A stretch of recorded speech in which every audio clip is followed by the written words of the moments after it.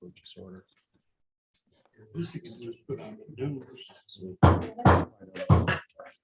Conneaut City Council for April 11th, 2022 is now in session. Roll call, please.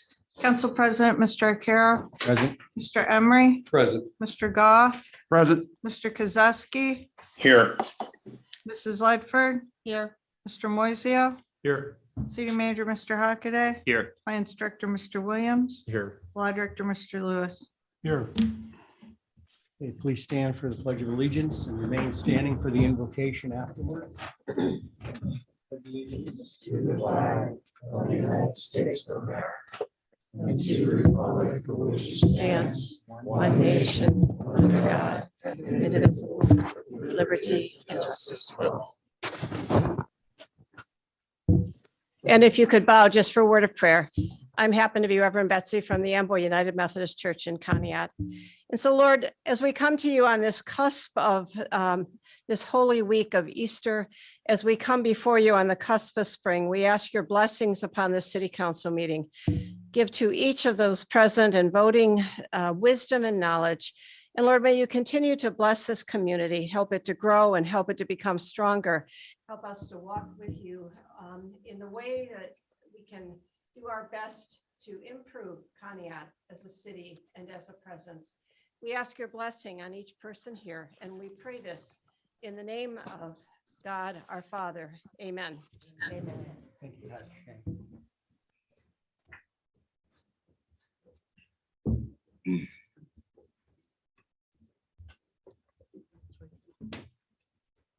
I'd also like to have a moment of silence for a four-term councilman, Pete Irochi, who passed away a few days ago.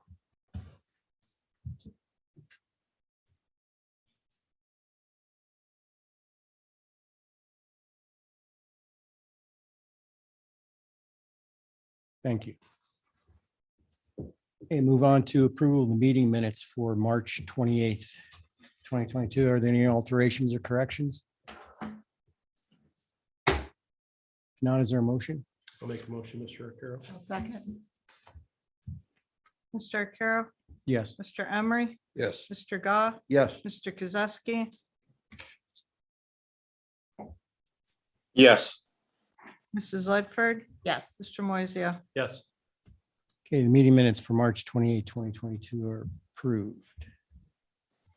Move on to citizen comments. And I see we have a packed house tonight. So before we begin, I have to read you this. Good evening to our guests who would like to address City Council. Community participation is an important part of our local government and is encouraged. Please be advised that City Council sessions are audio and video recorded. When your name is called, please step to the podium and state your name and address for the record. Please keep your comments to 5 minutes or less. No abusive or threatening language is allowed. If you have a specific question, you will receive a follow-up answer from either council or the city manager. There will be no public debate at this time. When you're finished with your comments, you're welcome to stay for the rest of the meeting.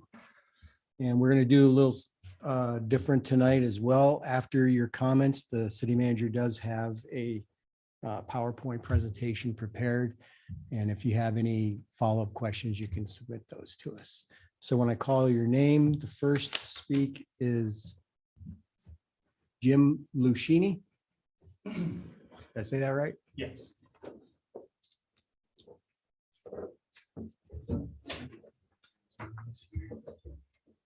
Something, an explanation, maybe help visually see. Hi, my name's Jim Luchini, and I live at 372 South Ridge Road East. I'm here tonight to discuss the condition of our road.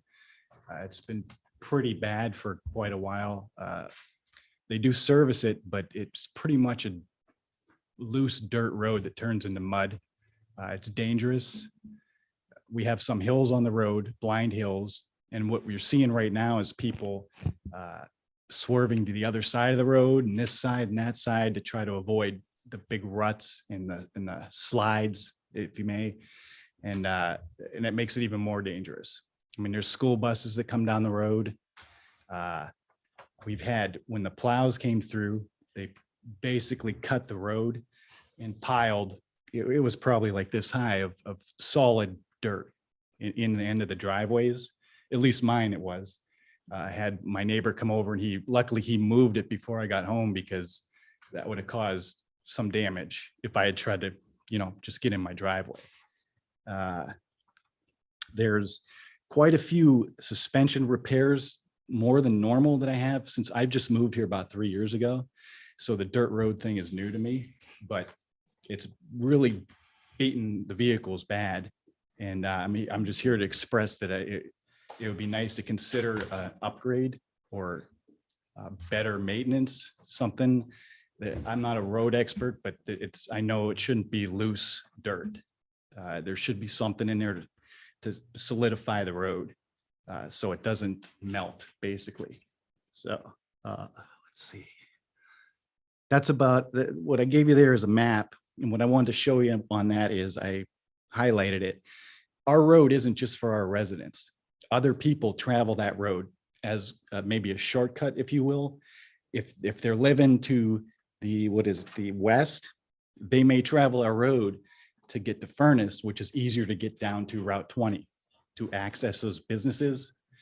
And people from the other side will take our road to Route 7 to access the businesses down that way, instead of taking the long way. At least that's what I do. I use it that way. And I see a lot of people coming over the road that don't necessarily live there. It's not a lot of people, but I'm just saying that that's what I see is that's kind of a cut across, So that's all I really wanted to say. Thank you. Thank you. Thank you. Thank you. Okay, next will be Joe Pachowski.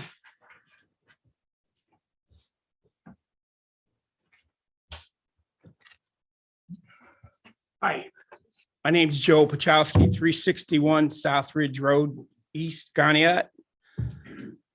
Hear about the roads again. Man, every time we come up here, this is terrible. I don't know what to do. Rick, is there any way that you can get into the meetings with the city manager and Joe from the Public Works and get us some help? You're our councilman, you're our man to go to. And I've I can't answered, understand why this is being A's and A pluses on this, okay? This is not acceptable. There is nothing left to these roads out there. They're 10 inches below the berms. Okay?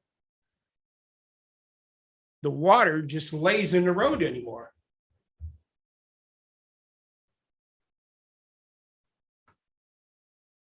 I don't understand it. We need some help. Thanks. Thank you. Next is Albert Casito.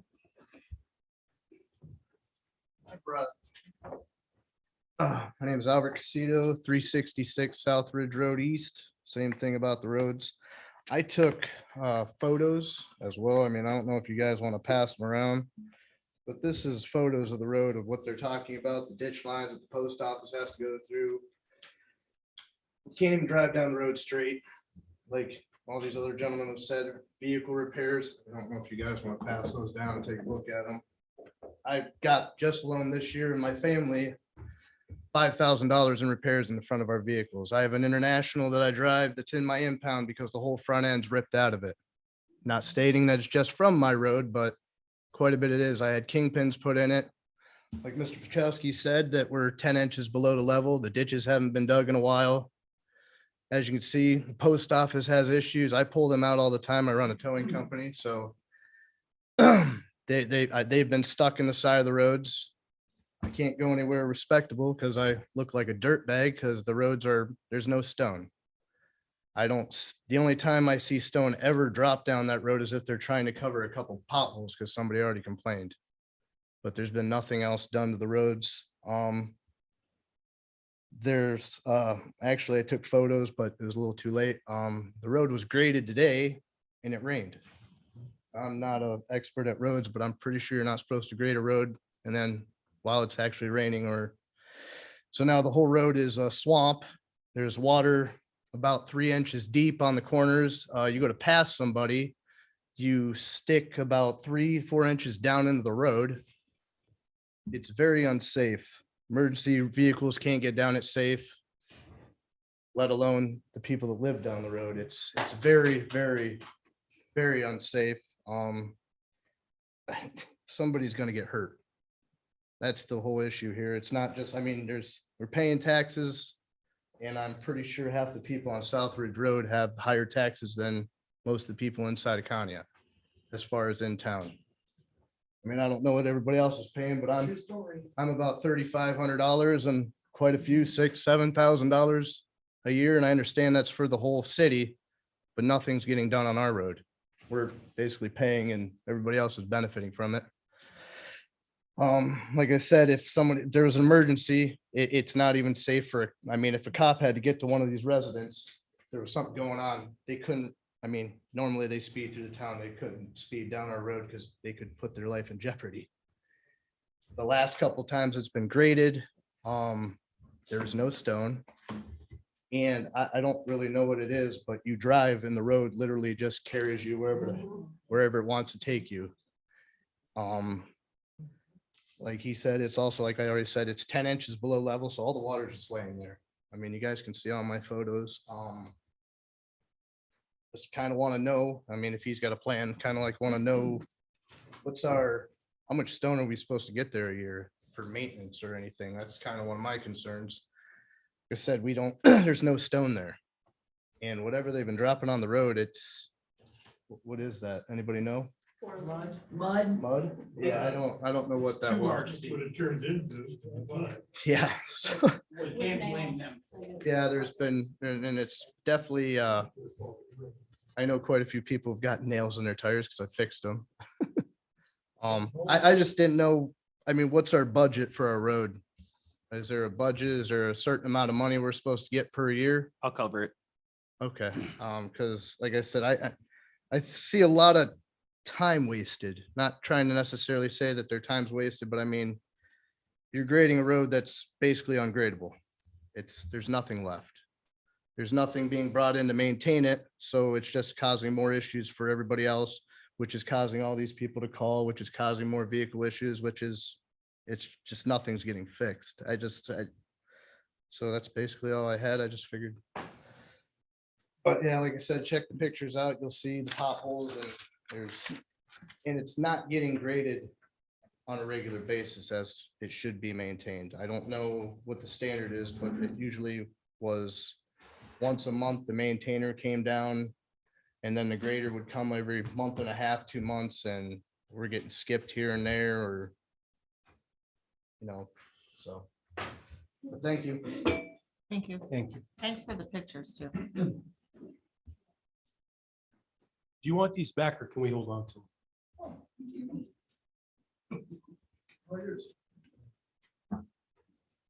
You guys can have me on this. Sure. It's just to cover the photo. Next up is Teresa Eagleman. We don't live on South Ridge, but we live on Parish, South Parish and Under Ridge. And we have the same situation over there. You drive down that road and it is so bad with the potholes, and from where they have graded it, you have ruts in the center of the road. So when you're driving down the road, it wants to take you either right or left. And in some of those spots, you have some very deep red ditches. So if you run off the road, you're kind of screwed. And not only that, the speed limit on the road is 25 miles an hour. I don't think anybody's doing 25 miles an hour except for the guys on the ATVs and the four-wheelers, because people in their cars want to save their front end. So they're probably doing 5 miles an hour down the road. And like this gentleman said, if you have an emergency vehicle that has to get down your road, they're not going to do over that speed limit either, because they're going to take the same chance that we would take running off the road into a ditch, or possibly somebody coming the other way, not being able to move over fast enough and hit them head on. And then I don't know about the area that they live in, but I know in my neighborhood, most of the people in the houses up around us by Underridge and Horton and where you do go into South Ridge, most of the people are senior citizens over the age of 65. And a lot of them have health issues. So it's a big concern for them with emergency vehicles needing to get to them. And like he was saying, we moved here about a year and a half ago. And within that year and a half, we put $3,800 into our vehicle for repairing the front end, just from driving down those roads. And it's a nuisance because when right there at the corner of where Love's is and Underridge, they keep the field dirt there all the time. Those guys come out there, they dump the dirt. Like he said, it's raining. It did no good to dump the dirt because you're not grading it or anything substantially. And most of that is clay. So if you were putting down gravel or a solid base, or at least rolling it with a roller or something afterwards to pack in and fill in the potholes that were there, they wouldn't be back. I've been down through there 8 o'clock in the morning. I see you guys out there dumping dirt. The guy comes through with the grader and grades. At noon, I'm coming back down that road, and them potholes that were filled at 9 o'clock in the morning, they're right back there, especially if it's rained. Now, right on the corner of our road of South Parish and Underridge, the people that live right there on the corner, I don't know how they get in and out of their driveway without getting stuck, because it's every time it rains, it looks like a river there. And the potholes are just, and of course, when it rains, the water's washing all the field dirt into the drainage ditches that are there, because there's no berm there or nothing to keep the dirt onto the road, or the gravel, if there is gravel put there. And if you're coming off of Kephis and going up that way, that road is like, it's a 2-mile-an-hour road. Because it's like, I don't care what kind of vehicle you're in. We got a Jeep and you're bouncing like this. You know, and I don't care how good your suspension is or what kind of vehicle you got. It's basically a danger for you to drive the back roads. It's one thing if you don't live there, maybe you don't belong there. But if you live there, you have to take the back roads. There's no way about it. I mean, we've taken other roads to come around to our house just at different times to see if the roads were a little bit better, even though it may be an inconvenience for us to go out of our way. But it doesn't matter which way you're coming down. If you're coming off of South Ridge, if you're coming off of Horton, if you're coming off of Underridge, no matter how you come off of 7 to get to the back roads, in, like he said, even I've been down South Ridge and it's pretty bad going down that way at times. You have no choice but to drive slow and be careful and hope that somebody's not being an idiot and coming down the road too fast. And we do have some people that don't live in the area. You could tell the ones that live in the area and the ones that don't, because the ones that live in the area, their vehicles are always dirty from the mud. And not only that, they're driving careful down the road. So you have the people that want to go to the covered bridges, and you know, they picked up a map in town. They don't really know the back roads. So they're kind of flying down them roads until you get to the covered bridge. And that's another issue with some of the covered bridges, that being so muddy and slippery by those bridges. If somebody's coming the opposite way, because a lot of those bridges are narrow, you're not going to get 2 cars past them, even at the road at them. You're going to have a head-on collision there because somebody's not going to be able to stop fast enough because they're sliding in the mud. That's my concerns. Thank you. Thank you. Thank you. Eagleman.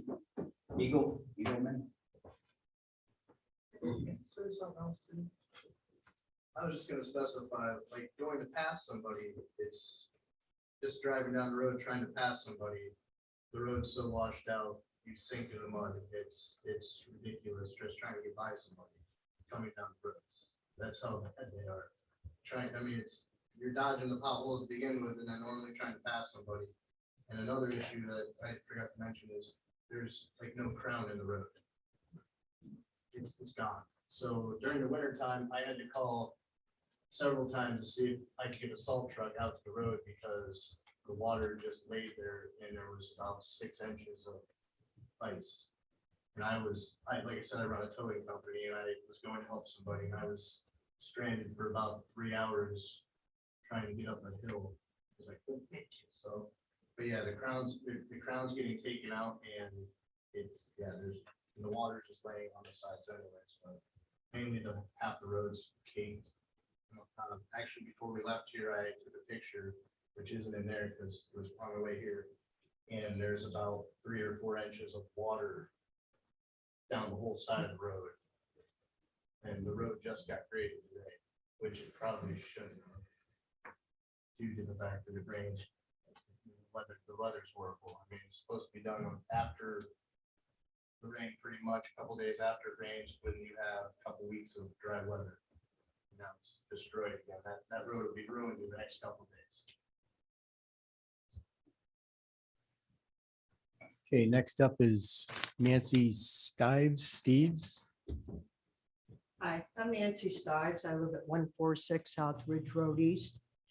What they said, and my personal experience, like they said, we have some blind hills. I was almost hit head on. In a split second, it was like, do I take out that mailbox or do I get hit head on? Thank God the other person was able to swerve in time and I almost took out the mailbox. The water laying on the sides of the road, the mud pulling you all over. I have had to stop so that somebody coming the other way could get through because I was afraid to go in it. And I drive a 4-wheel drive vehicle. And God love them, I don't know how the postal workers do it. Well, Albert helps them, but I've had people say they won't come to my house because they won't come down our road. The other day, they dumped dirt on Blakesley and spread it with one of those big tractors. And I was like, I don't begrudge anybody getting their road fixed, but they got to get down this road to get to Blakesley. Good luck. I mean, there's a park down there, Metro Park. It's got asphalt walking trails. A lot of people go down there, recreation. They got to go down our road to get to it, and it's hard to do. I mean, we've only been here 7 or 8 years, but it just seems the money that they have put into dirt and dragging it and honing it could be better spent fixing the road in a more permanent fashion. I'm not a road crew person. I don't know how to fix it. But it just seems there's an awful lot of money being wasted. Just scraping, mudding, scraping, it's mud, scrape it. And God love the guys that are doing it. They're doing the best they can with what they got. They're doing what they're told to do. It's just not working. I don't know what the answer is. I'm hoping to God somebody here does, but those are my concerns. Super, super dangerous at times. Like I say, that scared the daylights out of me. That's the closest I've come to being hit head on. And we weren't hardly moving because you can't. But it's a blind hill. He's trying to avoid potholes and there I am. So plus what they said. Thank you. Thank you. Thank you. Next up is Amber Joslin. Hello, my name is Amber Jocelyn. I live at 1007 Middle Road. I am the connecting road between Southridge and Hatch's Corner. Everybody here did kind of a pretty good example of why everybody's here, for the fact that there's this many people kind of on the concerning issues of what we're doing. But everyone's kind of explained a lot of it. I mean, there are a significant amount of not only potholes, but just the irregular road. There's no crowning. So as we all know, I'm a young woman. I have lived at this residence since the day I was born, 1994. This in 2022 is probably the worst so far these roads have been. I have called and spoke to Public Works. Joe's a great guy, very helpful. We actually spoke today because they came out and they were graveling dirt. And that's the other issue that I kind of spoke to Joe about, is he said, yeah, we're pouring dirt in 411 right now. And I said, this is one of the issues, again, with wasting money. If you're pouring dirt and it rains, turns into mud, one of the issues is we don't live on dirt roads. We live on gravel roads. And that, I think, is a misconception on what a lot of people think that we live on. We live on gravel roads, and there's no gravel. There are gravel spots where they put in sunken holes, which actually, if you have gravel and you pour it into a giant gaping hole, the first time a car runs through that, it spews out, opening that hole again. And when I explained it to Joe today, I said, I understand there's a budget, because he explained it in thorough detail to me. And I said, please help me help you. I would love to try and get more funds. I would love to try and do this, because at this point it is dangerous. I don't know how many times people have said this. I asked Joe, I said, have you physically driven your vehicle down my road at the speed limit? Not 10 miles an hour, because that's still hard to do. He was like, well, no. And I said, I just highly recommend it. Just any of you, if you could just drive from Furnace to Route 7, you'd never do it again. I can promise you. We had family come from out of town this past weekend. They got out of their cars. The first thing they said to me was, wow, your roads are rough. And I said, yes, I know. Thank you. I know. We do know. And that's like not the first thing you want. Like, they're from out of town, and that's the first thing they're saying. And I'm like, I know. Welcome home. That's great. And it's like, it's very frustrating. It's frustrating. So when off of Southridge, I live right through the covered bridge. You go up a hill. If you don't have 4-wheel drive, you're not getting up it. I can also guarantee you that. My mother, who has front-wheel drive, was spitting tires. This was about a week ago. And I explained that to Joe also. So he came and poured a mix of 411 and mud, made it 100 times worse. So then I called again last week when that happened. And, his explanation was, well, we'll just come and smooth it out. The problem is everywhere, it needs wiped out. Whatever has been laid, it needs redone. It needs packed in. It needs crowned. We need ditches again, because if you go up that hill where there used to be ditches, when the roads were maintenance very well, the water seeps through ditches, which is the whole purpose of ditches. There are no ditches anymore. It's level, meaning so water will run through, you get wash road horribly within the first rain. And then that's what wipes out the road. There are no ditches. They tried fixing the covered bridge.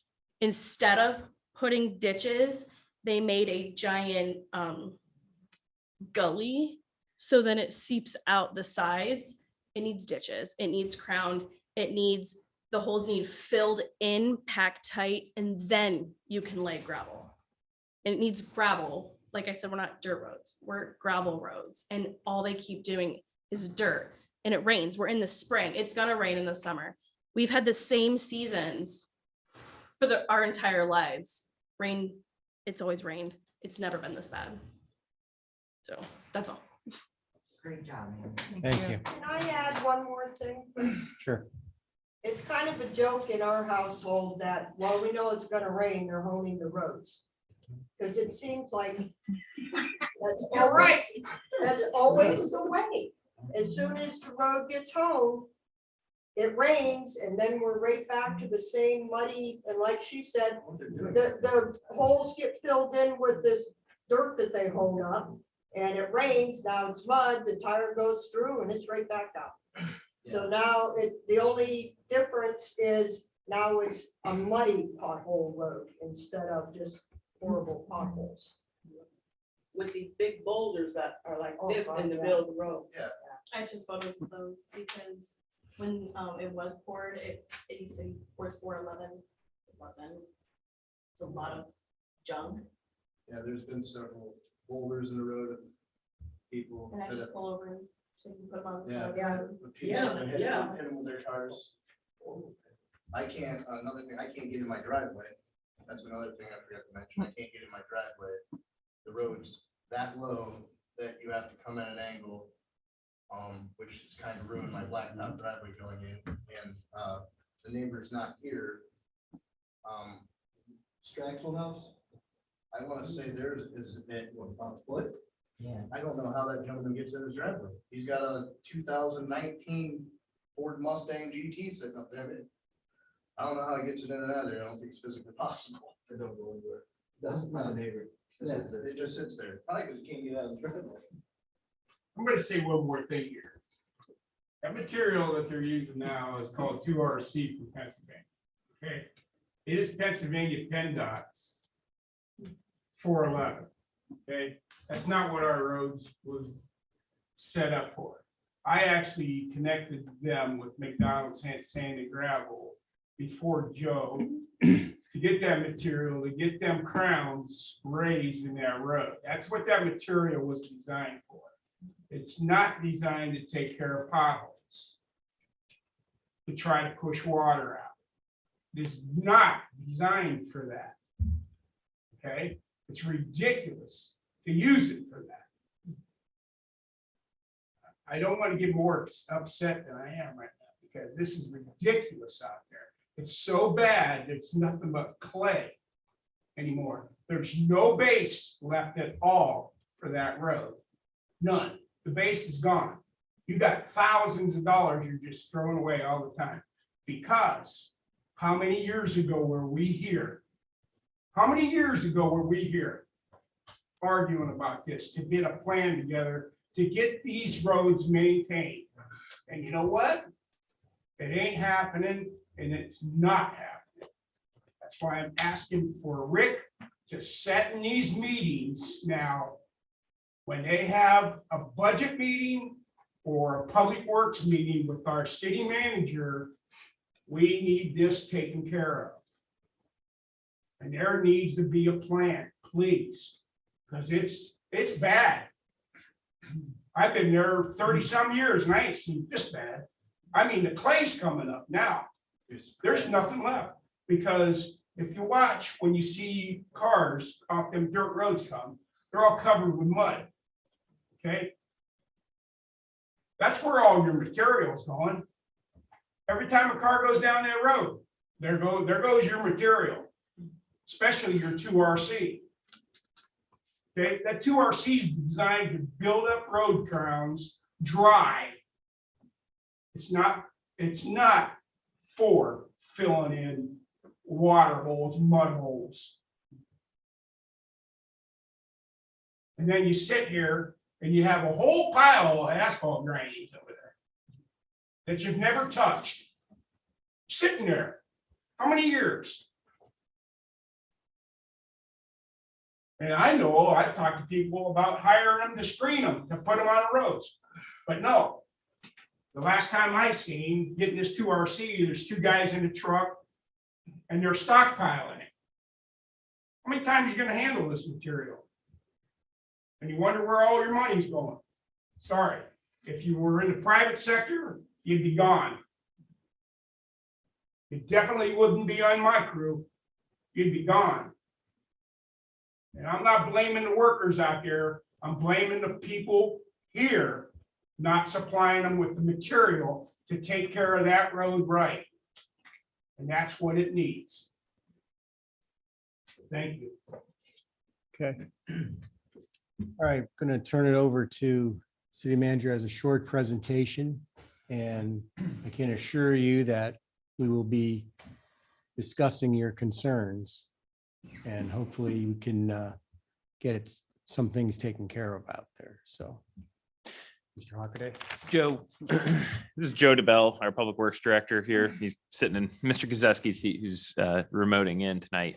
Joe, do you want to talk a little bit about some of the materials that you use, the bank gravel and some of the other materials, what you've put down in 2022, and kind of some of the things that I'm going to pull up this presentation while you're talking a little bit. I know you don't want to go out and grade when it's wet like this, but you want to talk about that a little bit? Doing the best I can with what I got to work with. We've put down 2,028 tons of the bank gravel. so far this year only. And then we've putting down 57 and 411 of 385 tons of that so far this year. As far as the grader being out today, I didn't believe it was gonna rain until later this evening. I thought I could get backed in a little bit. Messed up. Joe, how many miles of dirt road do you have to take care There's 28. I'll cover all that. of? Okay. So here, Just really quick, he was talking about tons and how many tons it is. How much is that? The RC is $9 a ton, which is a total of 18,253. And this is as of the first of the year? First of the year, that's just this year alone. I'll cover going back to 2015. Okay, good, okay. And the 57, we've got 4,200 into that for 385 ton, which is about $23 a ton. So usually the program revolving around the unimproved roads are, there's winter maintenance where they plow. We don't add salt in the winter. The salt just attracts moisture and that's what makes it mushy. Unfortunately, in the summer, we're also vexed by, dust. So dust control is essentially a salt brine. It is a salt and it does over time debilitate the road because as it becomes more impregnated with it, it's going to attract more moisture. So you're kind of the darned if you do, darned if you don't paradigm. So just be aware of that. They do summer grading out there. They do roadside mowing out on the southern roads. Joe has a crew that for the most part is almost 2 employees that are completely committed to those series of roads. What I want to show you here is this is the total length of your roads here. So it's about 21 total miles of unimproved roads in the southern portion, compared with about 234 miles of total paved roads. So you represent about 10% then of the total roadway that is held and maintained by the city of Conneaut. We have a levy. That levy generates about $200,000 or $480,000 total. That's all roads total capture on the road levy. We're going to spend a little bit of time talking about that. We commit about 20% of that budget to the southern roads. So 10% of the roads receive 20% of the budget just in terms of materials. From 2015 to 2021, Mr. Williams provided a total, this is materials only budget. Okay, so this is literally only materials that are applied to the road, $433,158.36, an annual average budget of about $72,000. This excludes all capital items that we've purchased for those roads, as well as all other general operating expenses related to those roads. So to put that into perspective, that's operational, pieces in terms of fuel or personnel or so on and so forth. Other CapEx expenditures that you may not see are, graders, drags, trucks, those kinds of things that you don't necessarily see or are exclusively the domain of southern roads. Let's talk about the volume of material. So there's been a lot of talk about that, and I want to make sure that you understand this. So assuming every road's about 20 foot wide using that previous spreadsheet, if we're using 411 or 304, an ODOT spec material, your average price was this year was $19.45. Joe, would you say the bank gravel was? $9. Okay, so you can see why we use that sometimes. One, it's additional material because I'm going to wait that you asked to the end. So they're different materials. They're also at different price points. But either way, no matter however you slice it, if you were going to put 1 inch of gravel across every square foot of road on that 21 square miles, you would need $486,250. That doesn't include the trucking, the labor, or the fuel to apply it. Okay. So there is a massive material deficit for southern roads. So I want you to understand that. So when we talk about the grindings that was brought up earlier. We have saved about 4,000 tons of grindings from our millings from 2015 to present. We save them and they don't necessarily come up clean. Sometimes they're chunks the size of this desk. Sometimes they're smaller chunks. Sometimes they're nice clean chunks. And we've stored them.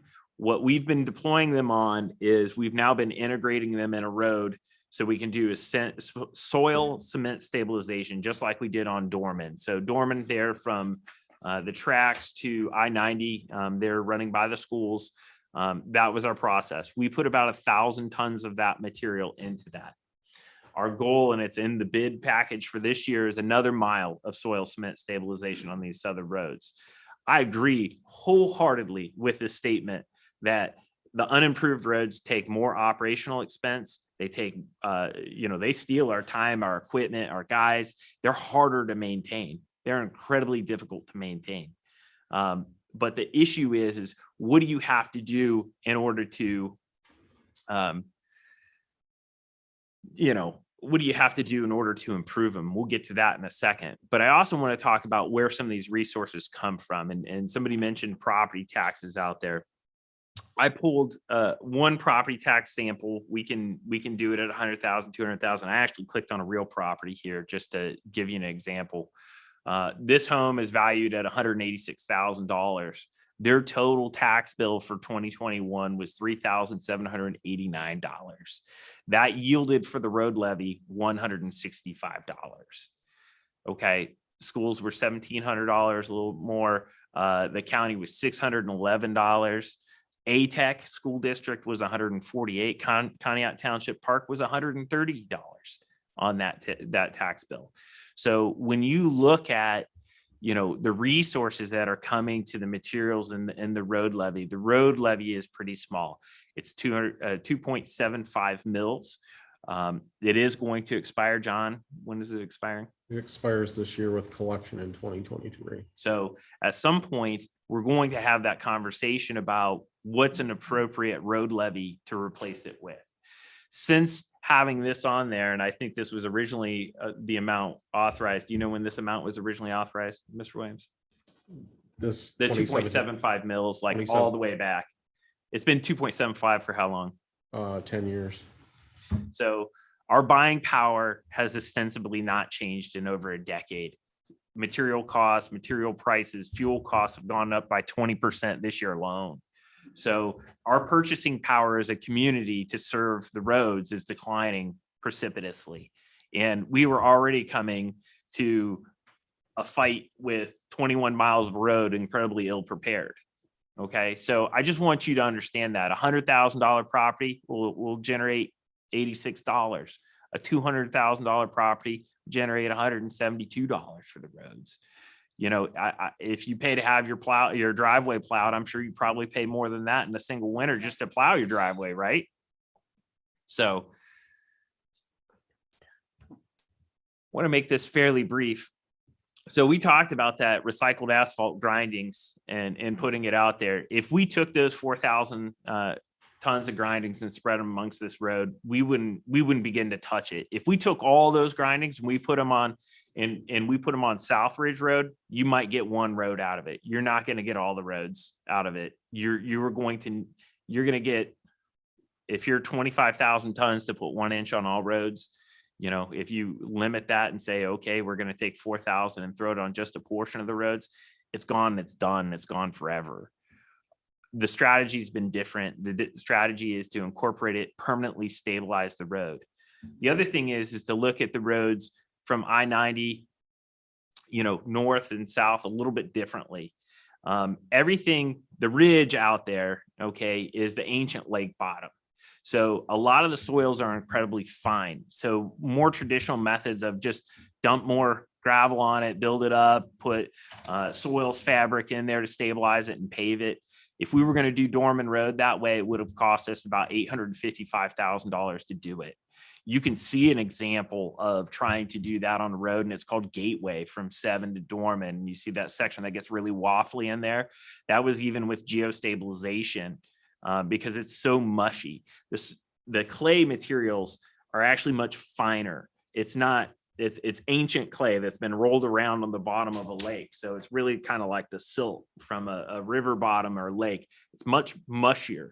So when it gets wet, it gets really wet and it turns to nothing. And it gets very soupy, and that sounds like the experience that you guys are describing a lot. So when it gets saturated, it gets hyper saturated. It's a terrible soil. So the reason why we would look at a soil cement stabilization is it actually utilizes the fines to bind it, right? So that's the Portland comes in and binds it. So if you look at Dorman, and we were kind of interested to see how it went through winter and came out of winter this year, I think it looks pretty good. The only thing that's not a perfect parallel for Dorman on other roads is it has utilities in it. Most of our southern roads don't have utilities in them. The utilities are off on the shoulder. That's both good and bad. It's good in the sense that, you know, those utilities are not in the roadbed, and when we have issues, we're not digging up roadways.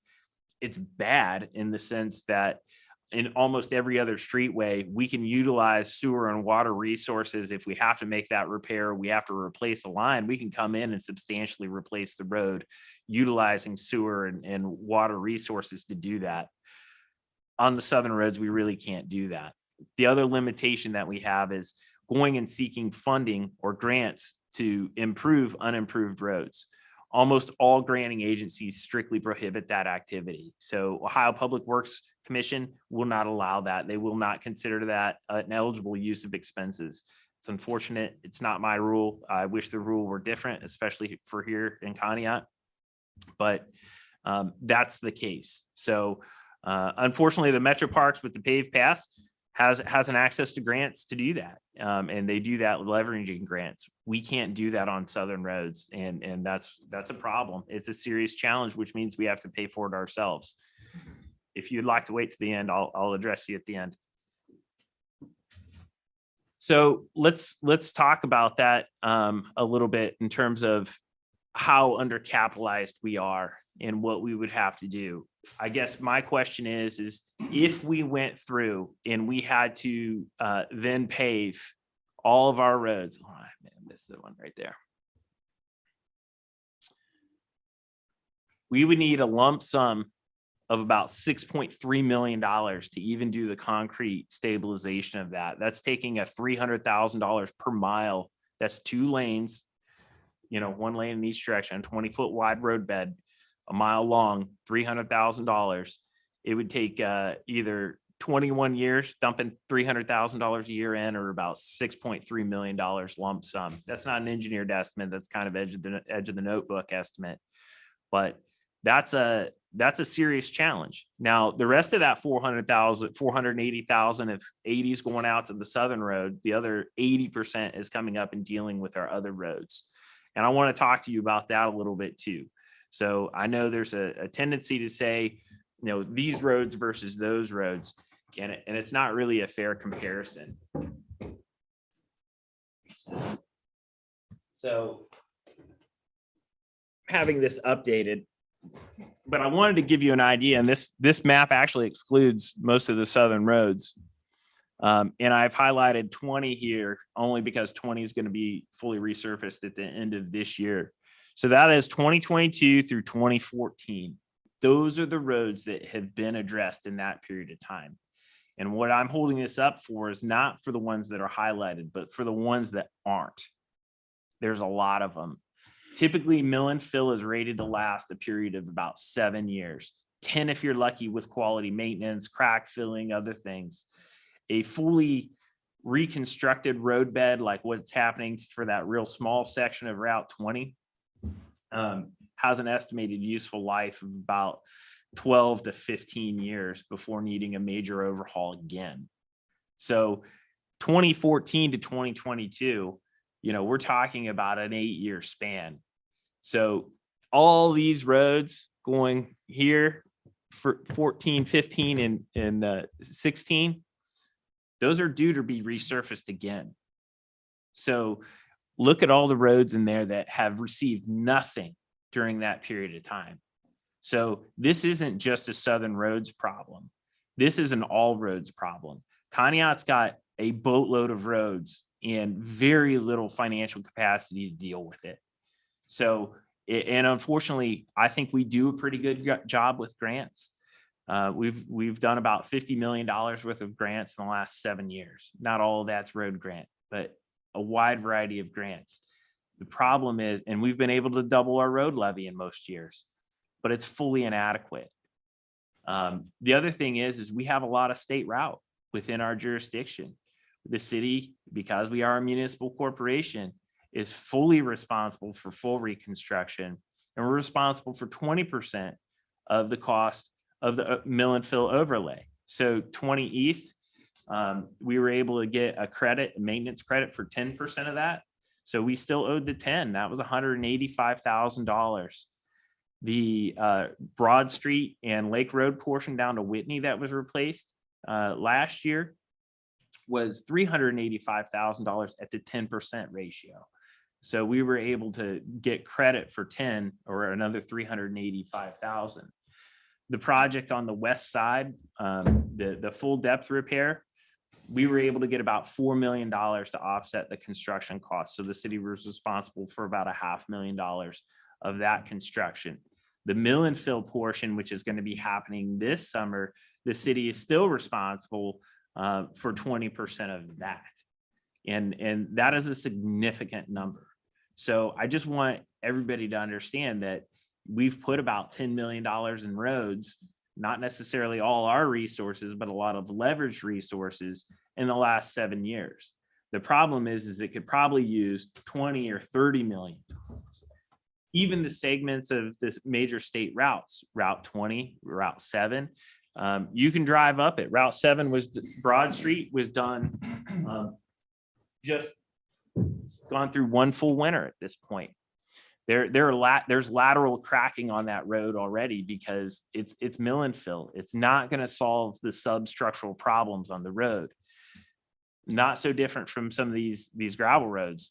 They need ditches. They need that water infrastructure. I think when Joe first started here, we made a round where we hit just about every road and every ditch out south, and we could probably do it again, but it's a major effort for them to do that. It means we stop and we cease doing a lot of those other pieces. So there's a couple different ways we could drive resources to handle some of these problems. And some of these problems are, just raw material costs. I mean, the inflationary cost of raw material, we need to have an honest discussion of how much we want to spend. And if we can decide how much we want to spend and we can set an expectation for you that this spend gets you X resources, then, that's what we try and do. So you can have an understanding then of, okay, if my tax dollars, let's say the road levy doubles, I'm making up a number, right? Let's say instead of, the 2.75, that it's almost 5 mils. What does that generate? And what does that generate for the southern roads? It means we go from an $80,000 a year spend to $160,000 a year spend. Okay. Here's the question for you is, knowing what you know now about the need on the southern roads, does that make a real difference? How much of an impact is that going to have? And that's part of the conversation that we need to have. And I don't think this is a one and done conversation. And I've council, we've talked about this a little bit before, knowing the road levy is going to expire here and that it's going to have to go back to the ballot. Is tell us what you want. Tell us what you're willing to live with. Tell us what you're willing to pay for. And we can set a service level and tie it back to the volume of resources we're then able to provide with the financial resources that come from it. And I would tell you, do not rely on grants. Do not rely on those outside resources to be the basis of your road maintenance program. You need to say, we are committed to XYZ amount of roads. When we do the road levy and the road bid package, which is coming up here, oftentimes we say, hey, here's the roads that we can deal with. We have mill and fill on some of those where they grind off the upper layer. We kind of constrain it to the roads that we know where the substructure, the water lines, the sewer lines, the stormwater lines are in stable enough condition to handle being milled and filled over. We don't have leaded taps. We don't have things like that in our water line. So we say, okay, of the bad roads, we can't redo all the bad roads because some of them have some really bad under infrastructure. Buffalo Street's a perfect example of that. The water line's bad, the sewer line's bad, the whole thing's bad. It's about a $2 million problem, right, on Buffalo Street alone. So setting that aside, Buffalo Street's not going to get surfaced this year, right? It's not on the list. So of the eligible list, there's still probably 3 to 4 times the eligible resources for mill and fill paving this year. And, you know, I joke and I quip just because it's so frustrating is which ones are going to be done? Well, I leave it up to council. And my response is because it doesn't matter. It doesn't matter which roads we choose because we do not have enough resources to make any kind of meaningful impact. And even on a PCR, a pavement condition rating basis, our pavement condition rating in the city is continually going down. And the reason why is there's an inadequate number of resources for the total lane miles of roads, whether they're improved or unimproved, that the city has to pay for. We do not have the tax-based resources to provide for this. So this is the discussion that ultimately comes from that, is what are we willing to live with and what are we willing to pay for? And I understand it's bad out there, but we can take all of our resources and throw them at 1 or 2 problems out there at the exclusion of others.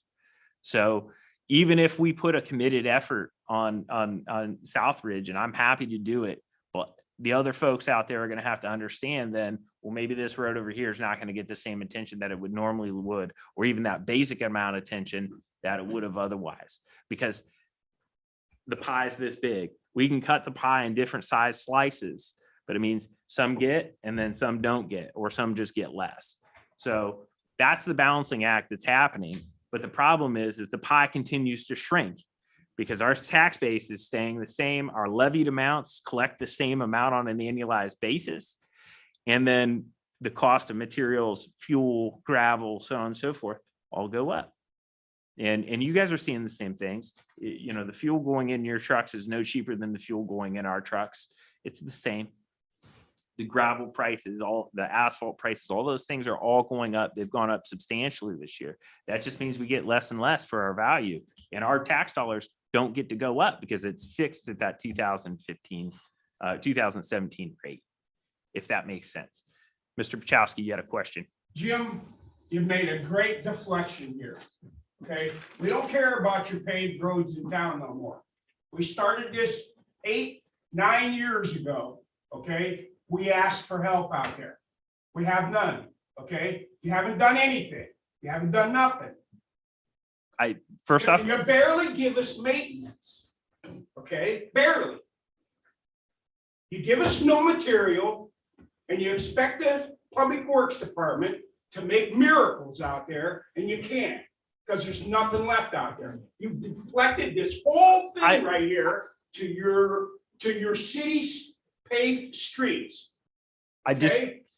Excuse me. We were supposed to get some of this. And you and do. We got none. I'll go back to the. Where did we get the money before the street levy? I know we were getting $85,000 to $100,000 a year in stone for our southern roads to keep a maintenance program. Prior to that, Prior road to levy. the millage, there was a 0.15 income tax. And we get nothing of that now. Well, that's expired. It was replaced with the It's not millage. there anymore. You're not taxed on it anymore. Okay, So that's, well, don't deflect to when you didn't take care of this prior to this. Sir. Sorry, don't get me upset no more. I'm getting upset enough. You've deflected this to something that is beyond what we need out there. Mr. Pachowski, can I mention something? Sure. Your point is that what we are doing or what we've been doing is not correct? No, it's not that it's not correct. It's they don't have the raw material to do what they need to do. out there. Proper material. Because they don't have. Proper, exactly. That 2RC that you're saving $10, that was material that I spoke to a gravel company over there for the city to get cheap, to raise the crowns of the road. Okay, it wasn't to buy and to maintain the roads that they're using it for. I'm sorry. It's not. That is PennDOT's 411. So we're talking what between on South Ridge East between Center to Furnace, we're talking what, 3 miles?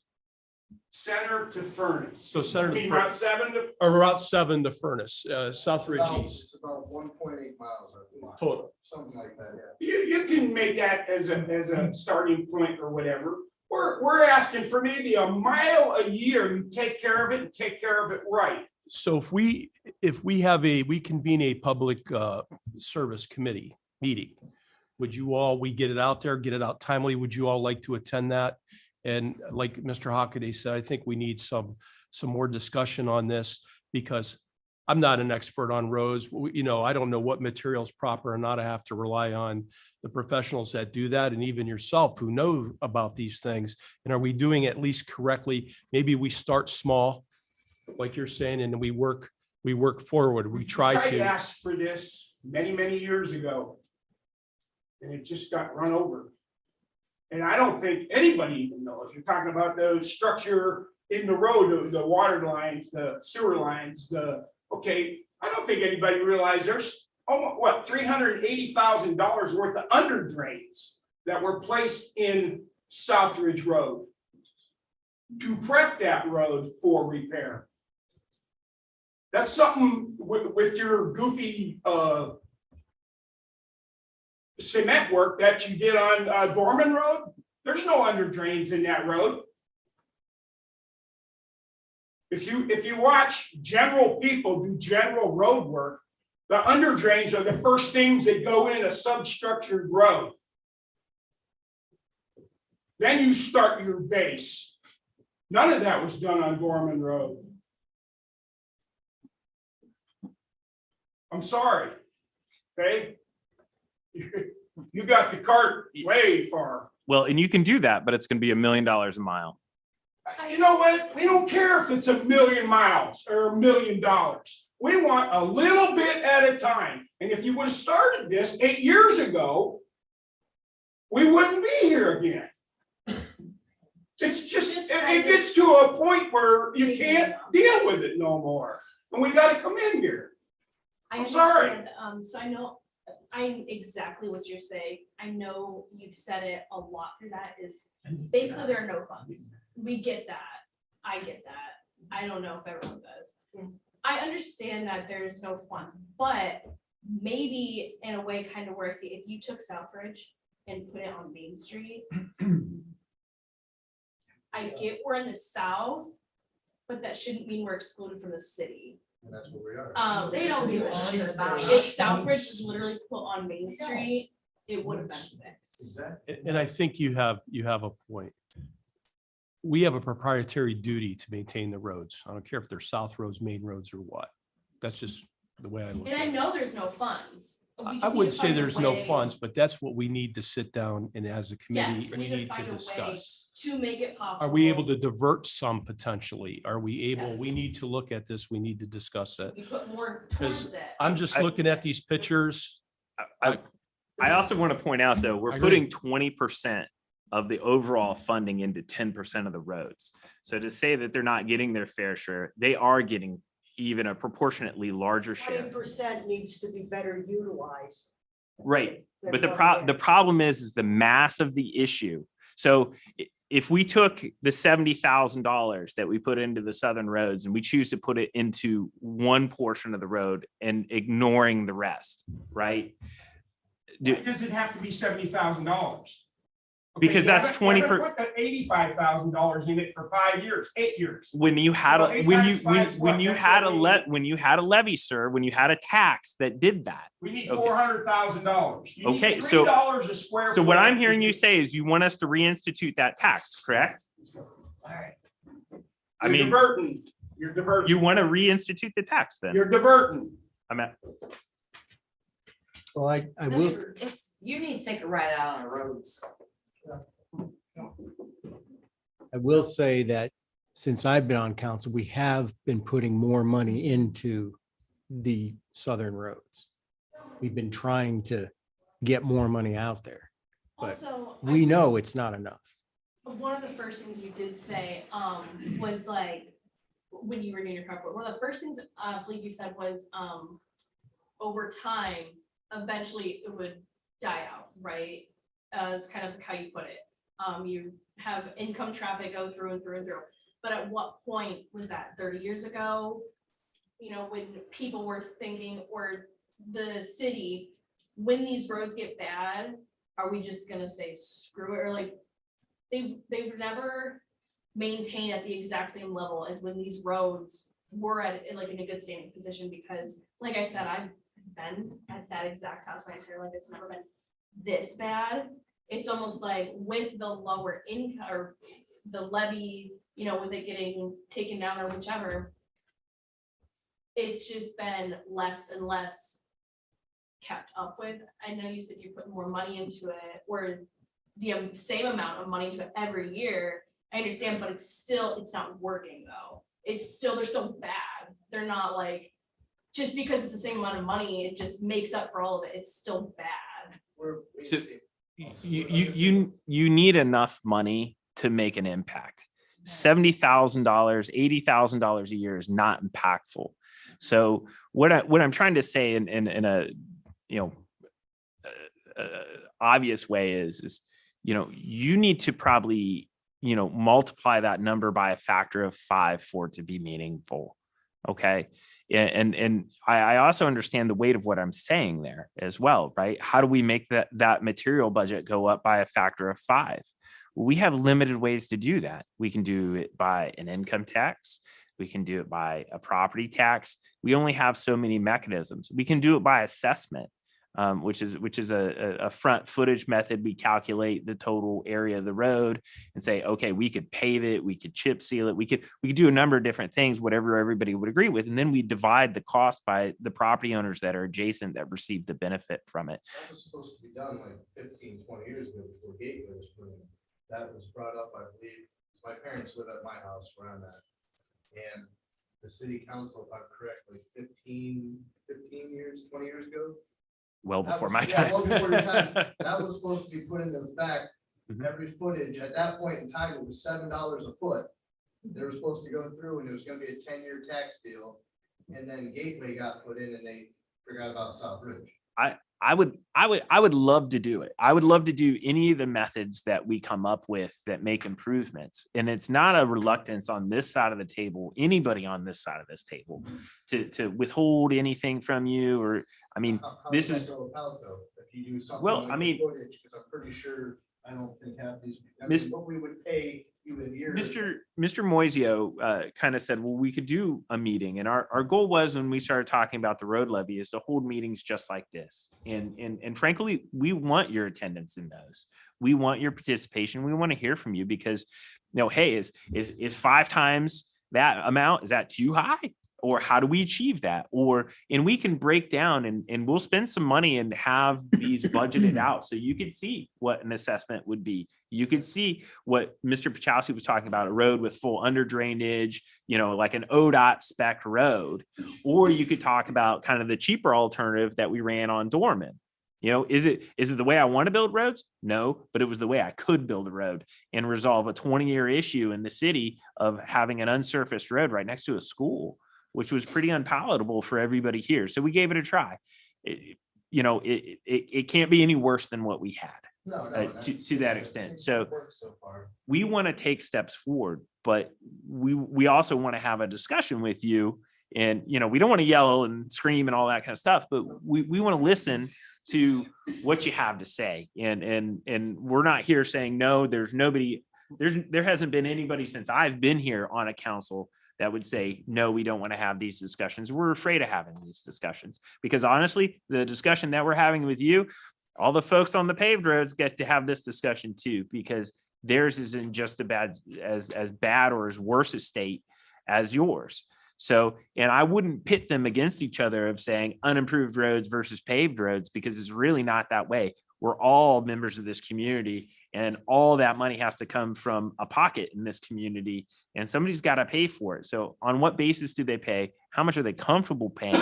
And what does that look like? Yours is a little bit different because you're starting with an unimproved product that has to be brought up to a standard, and it can be incredibly expensive to do that. So I want to caution you on that. Yeah, but there was something that they were gonna do over a 10-year span. Now, is that something you guys would have in the next meeting or something that we get to? Because how I recall hearing it was that it was $7 a foot of your frontage at that point in time, which I know that would be completely different. That was an assessment Yeah. is that's what over that a 10-year was. span. And I can't speak for what happened, No. but 20 I- years ago, but But I recall half of South Ridge, or they all were in to do it. Now, how do we go about doing something like that where it would be South Ridge, Middle Road, getting together and saying, okay, we're fine with $20 a footage or something like that? I I'm pretty sure in the long run, we'd all save money in our vehicles because. could produce numbers for you probably I mean- inside 30 days in terms of the construction costs. Of everything, of pavement, chip and tar. Yeah, kind of I everything. mean, something's we got. pretty I mean, much I have don't those. think- I don't think anybody here would give a crap about adding to their taxes if it went towards our road. Yes. Like, I mean, not trying to say anything, Southridge, if you pave some of these South Ridge, Middle Road Parish, your houses cost more money. There's more houses out on the southern roads that cost more money than half the towns in town. You're not wrong. I have a house in town and it's $1,200 a year for taxes, and my Southridge house, which is 4 times more money than that house, is $3,500, and that road's 10 times nicer. And I mean, but in the long run, if they were paved, you'd probably get more money because more people would want to buy a house or build a house in that surrounding area. just I mean, you got a lot of vacant property out there that people would love to come out and live on. just to give you an example, the experiment that we were trying on Dorman Road, which I'm sure a few of you may have driven on it Yes. and seen, it's turned out pretty good. It seems, yes. That was around 200. Yeah.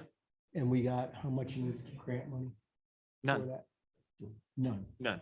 So that came from our levy money. And we were able to do that process. So we thought that turned out pretty good. So now we were looking at targeting other roads.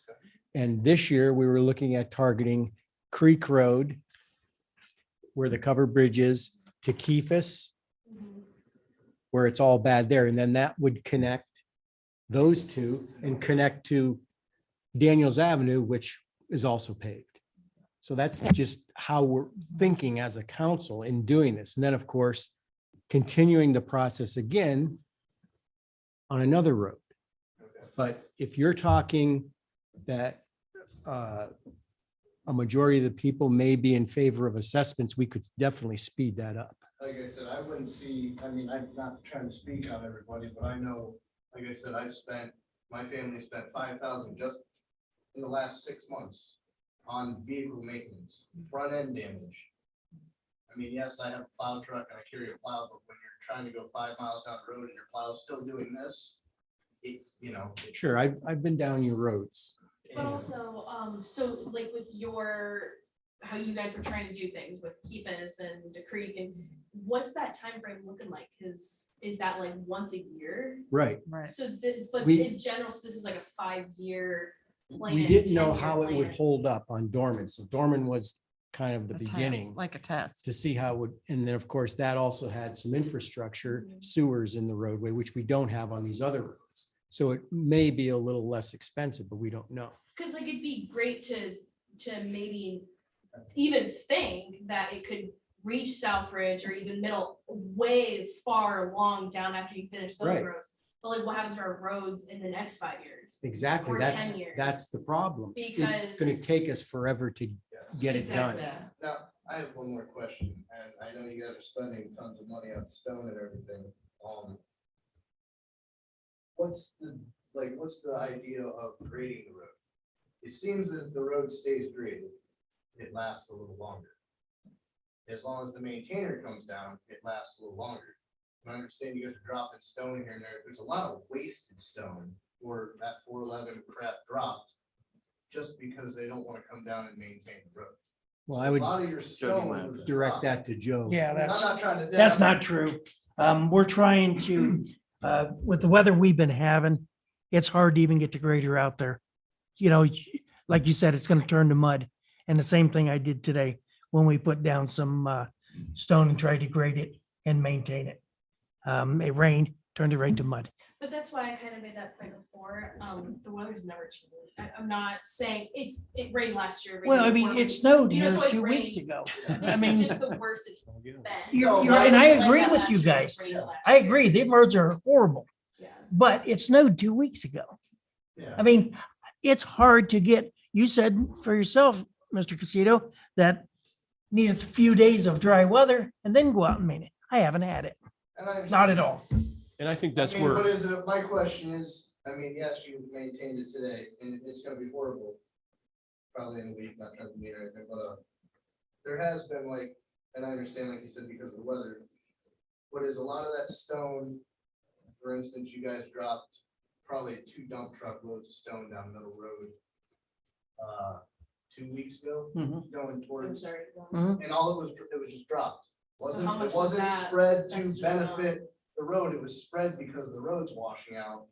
And that's all I'm asking is a lot of that stone you're bringing in is, yes, trying to kind of save the road, but it's also a waste. Well, it was so soft there that we're trying to get something to bind with it. That's exactly what we were trying to Okay, do. I was just, that's because I seen that normally, like I said, if you guys are coming in, it's, that just be washed. I mixed it with the 2RC with some 57, trying to get a better, Packing. yes.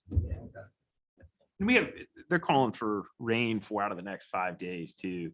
Going into winter and then coming out of winter is problematic for those roads. The other thing that I would tell you is it is more popular to live out there now. And I think you've probably noticed there's a lot more growth out there, newer houses, additional houses. That's all additional daily traffic on those roads that don't like additional daily traffic, right? So, Which more of a reason, also, right. just like in town, I Well- mean, if you have traffic in town, Sure, there's sure. traffic on the It's- outskirts. And one of the things that I might be able to do is I might be able to pull some sample ADTs from average daily traffic counts for those roads when we get together and meet. And I appreciate a candid discussion. I mean, this is the challenge of municipal management is you have a problem the size of this desk and these are your resources, right? How can we best suit everybody in doing that? And not everybody's going to be happy. We know that. But we try and do our best. And I think there's an honest effort on the part of everybody that works here to try and do our best to satiate those needs. And some people are, unhappy with us all the time, and that's okay. But we are still going to do our best to try and serve you. And a lot of the times it's not the way we want to serve you, it's what we are able to do at that moment in time. And to say that there's some big overarching plan, the plans come from what are we willing to spend as taxpayers in a community and commit to resources to a problem. And I would always tell people, if you're waiting on the federal government or the state government to help you out, you better sit down because you're gonna be waiting a while. This is a problem that has to be solved locally because these resources have to be locally generated, unfortunately. But you have to also look at, things are gonna go up. The price of things gonna go up all the time. We have people that, they're willing to make our roads great. But you gotta give them some good material. Right. That don't, but you're gonna go back to the price and levies and taxes and this and that. I'm a country driver. I love to ride out in the country. I said, and I would go out on other people's dirt road. I says, how come ours don't look like this? I know they're hurting for money too. So why do ours have to look so bad? I mean, it's kind of embarrassing. Well, Conneaut's we're in a unique position in Ohio, and I think a lot of people don't realize that. And I think Jim was alluding to that in the beginning. Just that our sheer number of roads and then the number of country roads, it's unique. It's very unique. And the state doesn't want to hear it when you try to ask for a little bit of leeway for this and that. It is very unique. But why So for so when many you ye- I'm sorry, I don't. mean Yeah, to- just because I do the same thing. It's like when you go into another town or something and you see that and it's like, geez, why can't we do that? But why give you- so but- many years that they've been saying this, that I've been here, and I've lived out there for like 15, 17 years. And people been telling me Don't even bother. Here's, We've been asking for decades and they won't do anything. I love, Well, one thing I will say is that we are a different council. And you're not speaking for everybody, but I think we are very responsive to our community. And so, with what's Jim saying, nothing is unattainable. We could do something. And I love the fact that you guys seem to be open for lots of different ways that we could go about doing this. So we're not gonna let you hang there. We're gonna work on this with you guys. That's why if we do convene this. a public works meeting, Mr. Hockaday could provide some numbers, of levies, assessments, whatever, as to consider. But we also have money that we know we can spend, that we have dedicated to other roads. So what we need to do is figure out something. What will help you in the short term? Is it possible that? like, That's kind of what we have to focus on. I noticed the road stays better if it's graded. Now, is there, I mean, I understand fuel prices are up and stuff like that. That hasn't stopped me from trying to get out there And I understand, and grade. and I understand some of the conditions. Yeah. But I noticed that the road gets horrible till phone calls are made, and I'm not. No, understand the busy I man. get it. Then the road gets graded to where it's too late. Now, if that road could get graded once a month and maintained every other week or 3 weeks is the standard, I don't get that. I was gonna say 2. But yeah, It's I like mean, every it gets 2 graded, weeks, that's when every pothole gets just graded, alive again. and then it gets maintained. I don't know. I'm not trying, nothing against, like I said, I know you're a busy man, but if we're waiting, if we're having a 5-year, or it could be 7, 8 years till that road even gets touched. No, I Yeah. think we Joe- can work on. Joe stuff. also. Like, can we get like, can it get graded once a month or every 2 weeks? I understand you got busy guys and stuff to do, but that would maintain that road to keep it so it's not Until potholes. things are figured out. Till things are figured out. Yes. The problem is, it's Right getting to now, where it's too bad. dangerous. It's getting to where it's too bad. And it's okay if people are unhappy, like Right. an individual, but as long as they're safe right now, Yes. they need to be safe. It's exactly like we went over. I mean, So- when you're dodging potholes and you come up a hill and you're like, oh crap, there's someone Yeah. there. That's the thing. Can the road just be maintained? I understand you gotta put gravel down, but like I said, I've noticed, and I understand you can't justify the winter time or the rain. But it's But still to be helps. perfectly honest with you, I mean, you've done it in the rain. Come out and do it a week later, 2 weeks later, and the road would probably stay a little bit better maintained than the potholes are not. I mean, they're We're not so cutting bad. them out. That's our problem right now. They're not getting cut out.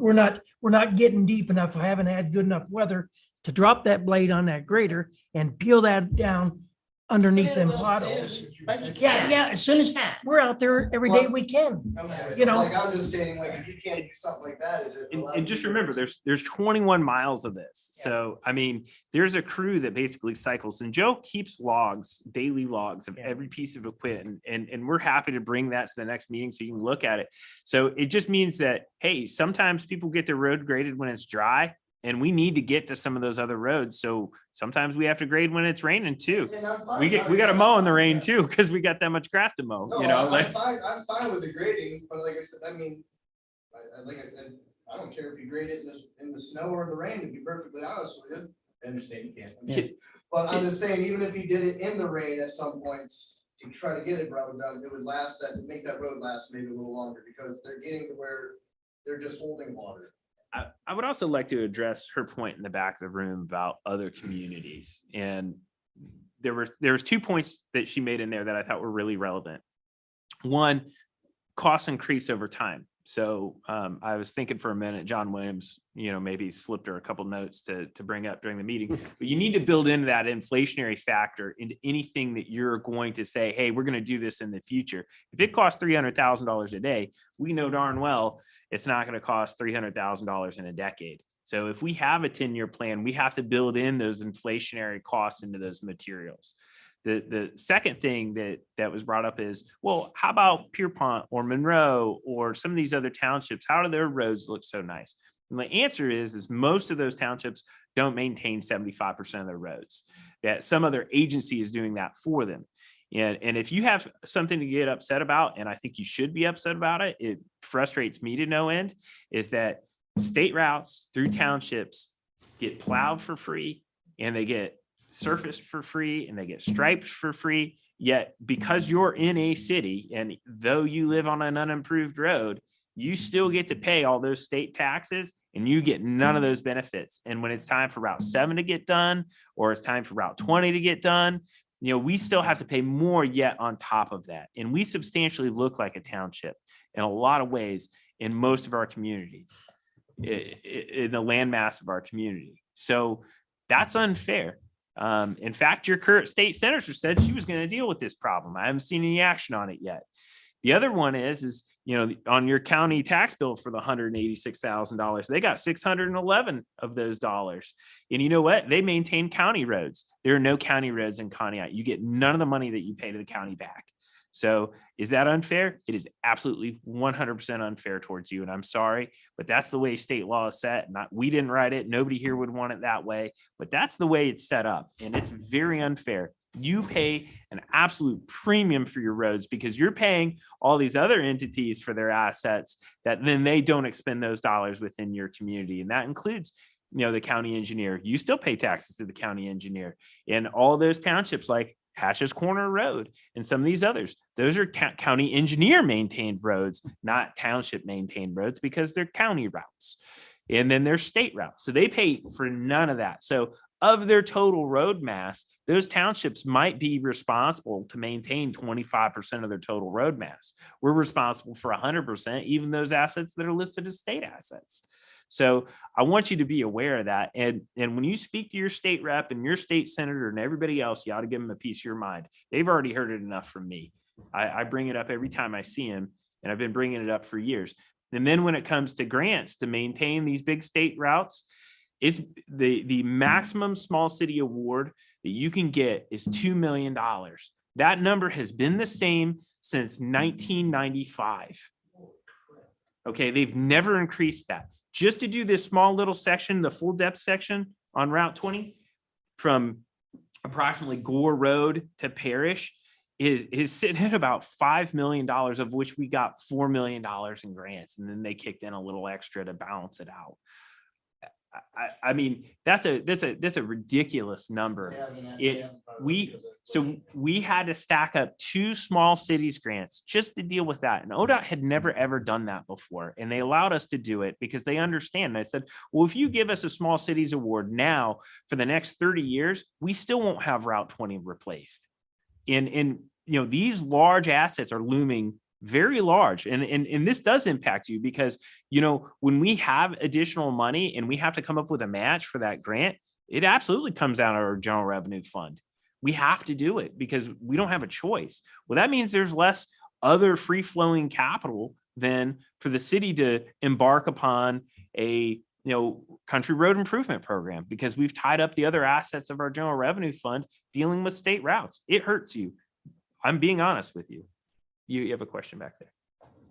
For this future meeting, for like the infrastructure and different ways we can resolve this, is there any way that we can find out, and then I know it's before some of your time, but neighbor that was unable to attend tonight said that like 20 years ago, they had it set up where they had the sub drains, they had the ditching, they had that all done, and then it kind of went by the wayside. My question is there any way we can find out if that is the case? Are the sub drains there and we just don't know it? That might help alleviate some of the costs. And how do we find out when this meeting is going to be so we can attend? And So what we would do is we would call a public service committee meeting, and then we would post that. We may try to get on it. We'll get it on the city's website, get it out there in the newspaper. I mean, we have to post it since it's a public meeting. Try to get it out there as much as we can. So everybody's aware. Can you guys contact one of us? Sure. please. And then you guys can get it out on Facebook or, yeah, absolutely. We have your number, so we can do that. Absolutely. Me, I will make a letter and send it out to everybody. And whoever, the more attending, the better, to give us some input. but I'll call, since I'm chairman of that committee, I'll call it here in the near future. Give Mr. Hockaday some time to prepare some things, so we have some information. But hearing everything tonight, my concern is that we need to do something in the short term to help you. But how would you find out about the sub drains and that? I don't know how long So- these gentlemen have So, been. so I don't think I've been here longer than Joe, and I've been here for 7 years. So the only way to really do it would be to dig it up and see if there's an under drain stuffed in there. Now, here's the other thing. Jim, on South Ridge East, the under drains are there. Okay, are they insert? I mean, they're probably 20 years old. at this I'm point. sure they're older. I think Mr. Pachowski was involved putting them in. Well- But they probably all need cleaned out and the ditches need done. I mean, there's more than just having the under drains Right, I there. just didn't know Yeah. what prior work or Right. investigation had been done Right. prior to them coming on board. Right. And I figured, you might have been there, but Yeah, I was not there, but some of the guys that work in my department, they have been here and know they are in thank there. you for your efforts Yeah, anyways. thank I you. know you guys try. Okay, well, you've heard from all of us. What's your guys' opinion, what we should do? As far as when we have this meeting? Come to the next meeting. Just come Just come and and just then- get more people to come. And- yeah, I mean, and- you're doing it. Yeah. What we need you to do, you're doing it right now. Right. Well, I just Everybody is mean as gonna far have as to be you on guys board. talking about as far as- And you could also, if there's other people that couldn't attend tonight that that might attend in the future, talk to them about some of the stuff that we may be talking about at that meeting and see if everybody's on board with those types of ideas. I just um, mean like, is the tax idea? Well, Yeah. that's the Well, that's biggest what thing we'll- that Yeah, everybody's gonna have to be on board with. yeah. Because I mean, that's kind of like the only, thinking about it or going, I understand the plan you guys have set, that looks like it's our really only option to a certain extent. Because we're looking at you guys hitting Creek Road, that's a year, coming back hitting another side road, that's a year, South Ridge is double, half them. Right. We could be Right. 8, 5, 10 years out. We'll run a schedule. We'll run it every which way you want to see. Okay. And there's another way to do it. And John will love this, Mr. Williams, is if we did a levy, you could always borrow against that levy, blow them all out in a 2-3 year cycle. And then you're just paying down the indebtedness. You're dedicating that levy to pay down the indebtedness. There's several different ways to solve this issue. But the problem is coming up with those resources. The only way you come up with those resources is having dialogues like this. So I appreciate you coming in and absolutely. speaking. And I was hoping we were going to have exactly this dialogue where we could have actual communication about here's the nature of the issue and here's some of the ways we can solve it. And what's best for you all, it has to come from you. Nobody up here can really say, hey, this is what, so continuing to interact and then bring other people and say, hey, we have their attention. We want to talk to them about them. We want a solution. We as a group of residents really want this to happen. And then ultimately it's probably going to go out there in some kind of levied format in one way or another. Then you have to vote for it, right?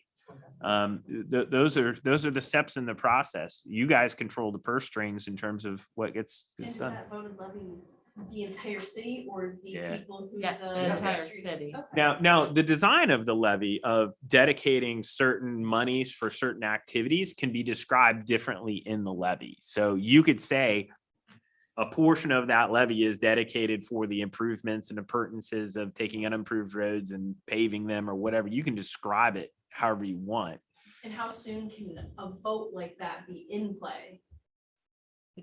Well, yeah, you're not going to make the. Everything was like, I mean, like 2 years from now. like- Oh, no. So no, you could actually, I don't know if we'd make the August special. We could do a special levy in August Okay. something like that, but more likely and more probably November. Yeah. The real question is when you set it up to collect and start generating revenue, and that's dictated by the levy language itself. So you could say, hey, November authorization, I think you can rewind all the way back to the beginning of 22 and start collection in 22, correct? You can assess in 22 for collection in 23. I don't mind my money going into a pool, guaranteed that my roads are gonna get fixed. But don't take my money Right. and put it for the tourism of Pontiac. Mm-mm. Well, that's the issue. We wouldn't want and that's what we have to look at is we can't, we would hopefully we could dedicate some money, and these are for the southern roads. We're not using that money for one of our other side streets or something like that. It would strictly Or be curves or for, something. to a certain extent, like you were saying, To Now, can we dedicate so also- much of that levy so much. for southern gravel roads. And then we can also do, like you guys, could, like you said, you could draw up something for us to do our own taxes as well to benefit that. That would be the Just the assessment. That would be, That would that be would the be something assessment. different. That's Yeah, an so assessment. it's a different methodology of doing it the same way. And we can present it to you. So what we'll do is we'll have option like A, B, C, D, and we can go through as many options and iterations as you'd like to see. Okay, so Just meant, like, can A and B be together? Like, say you pass the levy and we, you still need more money. For you guys specifically. can you do a can blend? Yes. Yeah, absolutely. Okay, so like we put that levy out there in August, November, it Assess- passes, and then you go to us and tell us this is what we need. And it get. Assessment doesn't have to happen by levy at all. And in fact, it can take place at any time. But there's a very discrete process.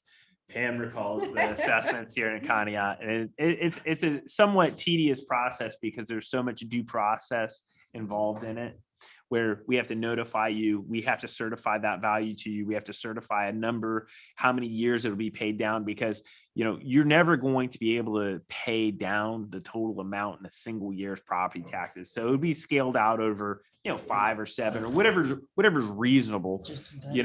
It's a big math problem, right? So so something like that could happen faster potentially than a levy. The assessment process would probably take place throughout the course of 22, and then construction would be in 23, and then repayment and certification would happen for the next 5 successive years after that, if that's the way you want to go. But- it just depends, and it also has to do with the totality of the number of residents on the street authorizing it or agreeing to it. So it's a really interesting process. Assessment's a little different than everything else that we do in terms of levies or other things. I'm sorry. We're just, I'm sorry. I'm sorry, or is it like every single person has to say yes? No, not every single person has to say yes. There's a percentage of consent that you have to achieve. And then you have a process by which you can contest the valuation. So there's 3 bases of assessment. I'm sorry, we're getting into the legal No, you're weeds fine. here. I understand. It's benefit conferred, front footage, or proportionate value. Okay, so you can choose amongst those 3. Somebody's ox gets gored, no matter how you choose. So you could have a lot that's 10 feet deep and a mile long. You're like, oh, this front footage way is terrible because I got all this frontage. Whereas a benefit conferred model would significantly reduce your value. There's also, what is it called, the Board of Assessment, or not? What is that? Yes, Assessment Equalization Board. Thank you, Pam. That has to be convened, and then those people that want to appeal have to come before it, and it gets heard, and then they adjudicate, and it's a whole thing. So it's a very kind of archaic way of doing it, but it's still a very practical way to do it. Sometimes if we wanted to do one road and not all the roads or something like that. Okay. I was going to say on the levies, I've been at 400 Southridge Road for the past 6 years now.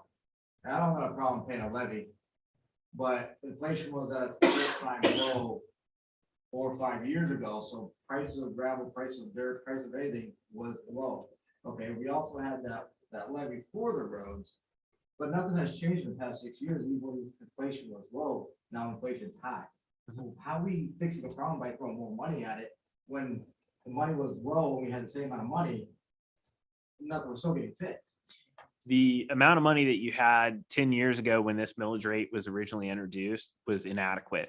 And it's now just even more inadequate. Because in 16, 17, you can go get rock gravel, I don't know, pretty much cheap.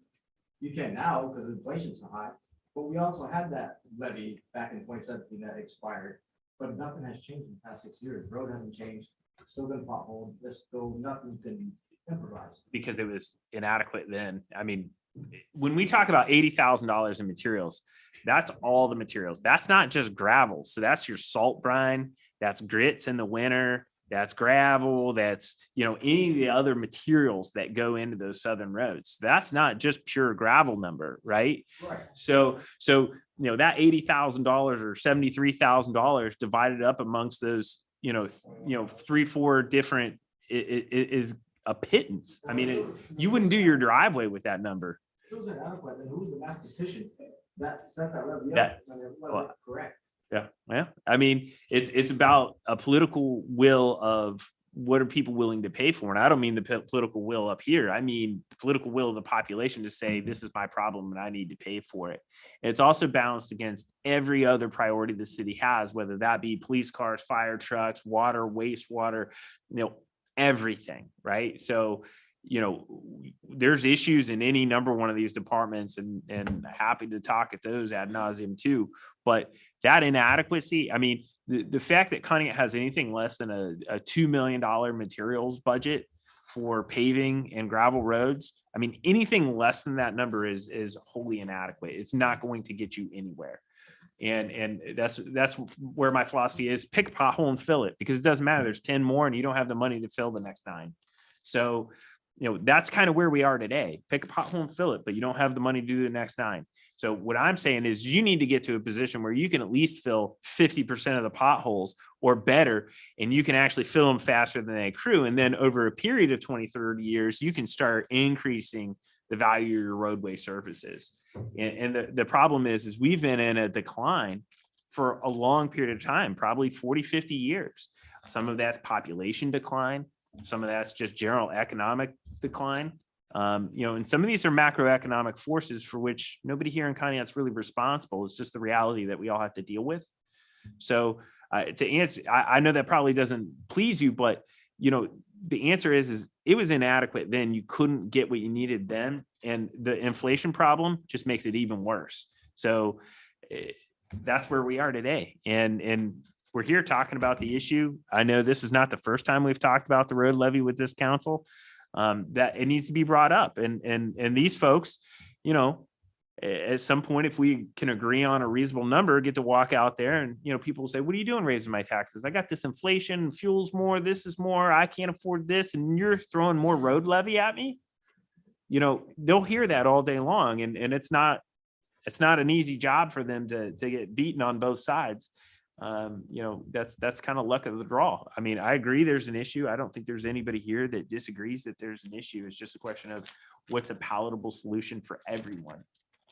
Just to give you an example, you might have heard or read a few months ago when there was a proposal before the council to reduce the tax credit to people who don't live here or who live here but don't work here. And that was going to go directly to Public Works. So we could get 2 more personnel, because their department is the only department that's been decimated with personnel. Well, the Got council hammered. heard from a lot of people, Hammered. and it was a split decision. It didn't fly. So that's what you're up against.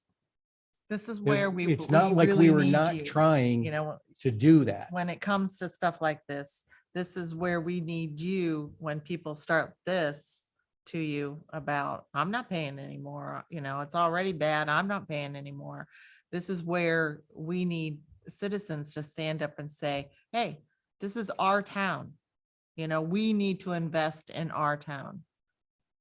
And that was a unique way that we thought would be fair To for try to get everybody, a because little right bit now more we give money. 100% credit. If we would drop that to 50 for those people that live here but don't work here. But it didn't happen. Anything to benefit this area anyways, it needs to be a road levy to benefit Conneaut, so low to begin with. Right. As far as- Well, it's going to expire. I mean, it's Yeah, set to this is the expire. time, Yeah, this it's is coming the up time for to do this expiration, stuff. so. I mean, it's the time for the overall levy. It's a time, you know, to take that opportunity to address your specific issues and have that honed in on you guys specifically. So we're at that time right now. So this is good. Yeah. This is all good. We understand their needs. But we also know that if we said, hey, we're putting a $8 million road levy on, there will be just as many people in here Oh. screaming murder and saying, I can't do that. And, you know, I can't afford to pay that, or I'm not going to pay that, or I'm not going to vote for it. So, you know, it's a tough decision, and it's tough. But it's nice to have you in here and saying, Yeah. well, here's the needs. We're willing to come up with a plan. We're willing to pay a reasonable share to have this improvement done, but we're all ears. And I think the unfortunate thing is with this street levy, John, when was that enacted? When did that This one was pass? 17. Was 2017? But it stayed the same. November It's been the 7th. same for years The and original years and one. years. The Yeah, original. There were two levies. There was one prior to this. This was the renewed one that people agreed to pay for the 2.75. Prior to that, there was a 0.15 income tax, additional income tax. So the 1.65 went to 1.8%. That lasted for 7 years. That went away. Yes, that went away, was replaced with a levy, and this is the second renewal of that levy. The 275. Yeah. Here's the thing. This is just my observation. The perception of that levy maybe was inadequate, but the perception is, and this is the sell, is that even with that levy, we have not done anything with it. We have failed. We have not paved roads. We have not done anything. And maybe to a certain extent, that's true. One of the levy proposals actually failed, and I think it was scaled back at that time. So That's- there's a lot of issues here with levies, things like that, but it needs to be geared. It's not about hiring personnel because you can't guarantee that. It's about gearing it to where it needs to go as best we can. And that's to help the southern roads and even some of our side streets that are in horrible condition. But we need to help all the roads, especially southern roads. This has been an ongoing issue for years. And we need to do the best we can to help resolve this for you. That's the bottom line. So. we'll do Mr. what we Watson, can. I believe you were on council back when that levy was originated. Just real quick history, about over 30 years ago, Elsie Schultz, where they do now, she circulated a petition up and down Southridge Road. Everybody, enough people agreed to have it paid, that and Joanne Drive. But at that time, we were told that only one of the two streets would get paid because the city didn't have enough money to front. And so Southridge got left out over 30 years ago. But yeah, I was on council. I understand where you guys sit. I feel your pain. It's a little better sitting here than in your hot seat. I hear both sides. I think if I could say something to our residents, it truthfully boils down to, are we willing to all say we're willing to be assessed if we want it done now? Or are we gonna just wait for 5, 10, 15, 20, 30 years? I don't think that road has 5 years left. Yeah, so I mean, it's something we all need to talk about because Right. I mean, like I said, I sat in budget meetings. I know there's no money. You know, the state it's not fair. It's nothing but a headache, but you know, we have to decide what's probably the best mechanism that you could work with us on, because I think we all agree. Well, It's not good. I think that's a good idea, and we will make sure that the word gets out. Mr. Casito, Are you the you willing point to be person? the spokesperson? Yeah, that's fine. Okay, so if the city manager's office contacts you when we're gonna have a PW work session, then, Print a paper out and send it down the road and get a hold of everybody. and we can present you with some options. Real quick, when is the best day of the week where we would convene one? Let's look probably in the month of May. I work night shifts, so it don't matter. So is it a, Tuesday, I'm in school, not that it matters. I had to miss school. It's the first class I've ever missed. I mean, do we want to look, you know, is it a Wednesday better, Wednesdays, They're saying evenings, Tuesday evening. Tuesday evenings, Tuesday or Thursday. Tuesdays or Thursdays? Okay, we can look at that. And usually they're about 6 PM. That's fine. Yes. All right, so Tuesday or Thursday, May, let's start in May. Before we get into the summer months. And then maybe we'll have a better idea how your roads, that area is doing that time, depending on the weather conditions and stuff, which aren't gonna get any I better. think y'all should drive down our road like tonight, after dark. No, thanks. No. Well, it's raining, so you'll start a car wash by morning. Car wash. He's benefiting off a lot of this. Well, we know that Albert's available to pull anybody out. Not on my Sometimes. driveway. Only when you're in the snow. They were stuck for like 3 hours trying to get me out. Okay, well, thank you for coming in and we'll be in touch when we're going to have the PW work session. Thank you for hearing us. Oh, absolutely. Thank you. Don't have any nightmares. No. It's all good. So you're gonna, somebody's gonna get hold of you. Yeah. I got your number here. Yeah, it's 813-85. Mr. Casino, Thank you. I know. Somebody forgot to get cars. It's good to see. How are you doing? read it. She's, Oh, she's out in the hallway. she's still in the hallway, yeah. No, I get to I'm- visit I run Taylor Southbridge. Lincoln, and I get to watch him on Monday, Wednesdays. And I called Joe. Sorry, Joe. No, that's I mean, okay. Joe, Hey, like I said, Joe, I No, say, Joe, you know, I I work for everybody in this town and I just, you know. and I say, Joe, we gotta do something. He says, Rick, What can you do? he says, it's just as bad on the other Gravel side. road coming out.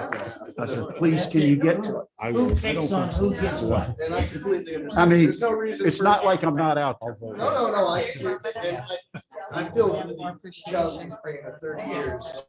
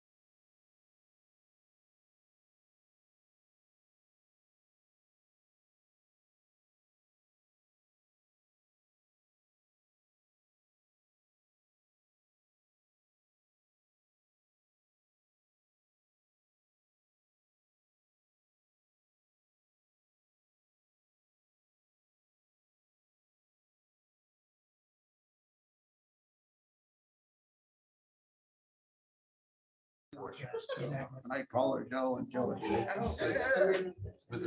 I mean. Like I said, that road, 20 years ago, that road was probably fantastic. It just gradually dropped because of the funds, and I understand that, but Funds in the traffic. there's funds in the traffic and like I said, we're. Okay. Oh, we can carry on. Oh, yeah, we do. Yes, Thank you very yes, much. yes. Thanks.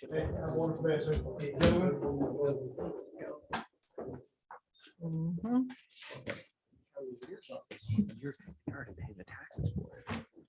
Okay, does council have any other communications?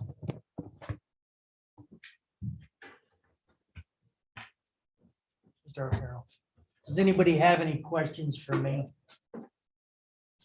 Mr. DeBelle, is a Tuesday or Thursday good for Yeah, you for yeah. Public Works, like at 6? We'll make sure you have plenty of notice. Okay. I'm gonna stick up for Joe here. He went out and did it. It was good. I was out there today. It was good. Joe can't predict the weather. And he's got so many miles of dirt road. And he's only got 3 or 4 weeks to get them before they get hard. And it, you know. Yeah. That's, just happens. I appreciate your work, Joe. Yeah, thanks. Okay. Thanks, Joe. Then if Thank you. nobody's got anything, Nope. you're welcome. Yep. Ms. O'Connell, do you have any communications? I do not. Okay, I'd like to entertain a motion to go into executive session for personnel discussions, collective bargaining. I'll second. Give me 2 seconds. Need 2 seconds? I'll second. Mr. Carroll. Yes. Mr. Emery. Yes. Mr. Goff. Yeah. Mr. Kozowski. Yes. Mrs. Ledford? Yes. Mr. Moiseo? Yes. Okay, we'll be in an executive session. We will have a short recess and then we will be back in here to reconvene. Mr. Kozeski will call you by phone. Okay, thank you.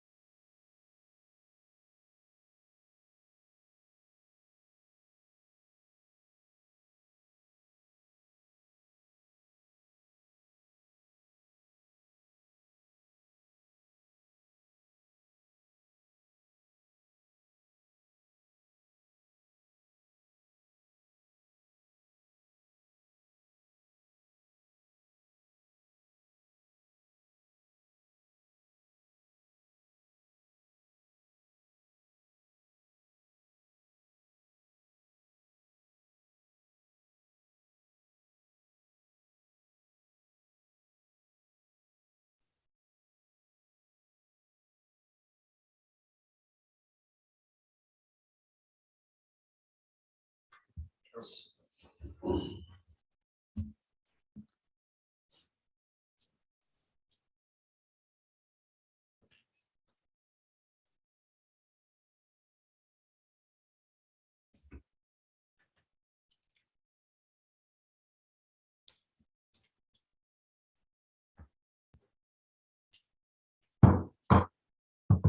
will reconvene into regular session and move on to reports of the administration, beginning with City Manager, Mr. Hockaday.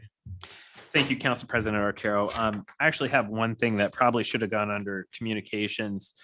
We received a notice from ODNR about a shoreline permit for the purpose of constructing a marina. This is the marina permit application that the Conneaut Port Authority has submitted. It's just recognition of that, and they're noticing us as an adjoining property owner that there's been an application. We can comment on it. So I'll pass that around. If I can get it back at the end, if anybody wants to look at it. We had our Asheville County Convention Visitors Bureau monthly meeting. Their annual meeting is this Wednesday at 11:30 at Spire. I will be in attendance there. It'd be nice because it's been a couple year hiatus due to COVID. A lot of positive things always coming out of the Tourism Bureau and Tourism Asheville County. It's one of our largest industries and it continues to thrive even despite the pandemic. The other thing I want to mention is the One Ohio Foundation. And I believe I spent a little bit of time on this before. This is the opioid settlement. The state of Ohio has been divided into 19 separate districts. Each district will have its own One Ohio regional board. And then there is a master One Ohio board for this opioid settlement. 35% of the funds received through the settlement are going to be dispersed to public entities that opted into it. Conneaut was one of those. The final number and the timing on those disbursements has yet to be revealed. 45% of that will go through the One Ohio Foundation and through these regional boards. Again, we don't know what the total settlement number is, how many years that settlement will be paid out over. They really haven't even covered the total eligibility of the projects. We did have our first meeting, which was required under the settlement. And we have named our regional board, which includes county commissioners, townships, and a city rep from each of the 4 counties in our region 19. So I was nominated to be on that board. So as that information comes to light and those guidelines and rules and timing on that funding becomes available, I will certainly pass that along to city council as well as our other cities here in Asheville County to make sure that they're aware of what's happening with this funding stream to deal with the fallout from the opioid crisis. We did also have our meeting with the Ohio EPA concerning the dredge management facility. Even though the announcement for the award of the additional $9 million has been made, the grant agreement is still in draft mode. The Ohio EPA promised to get me a rough draft by April 20th. They understand our timeline and constraint related to our construction and the necessity for that construction to move forward immediately.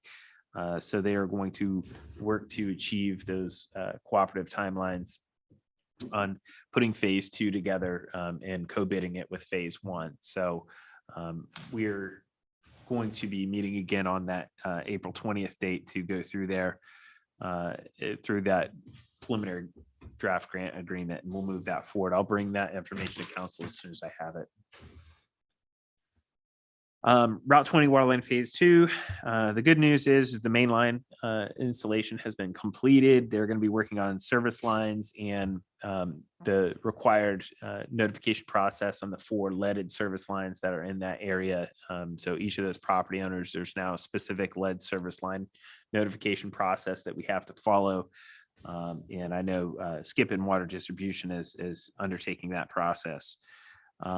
Buffalo Street boring project, I'm still waiting on CT Consultants to get me the bid sets on those.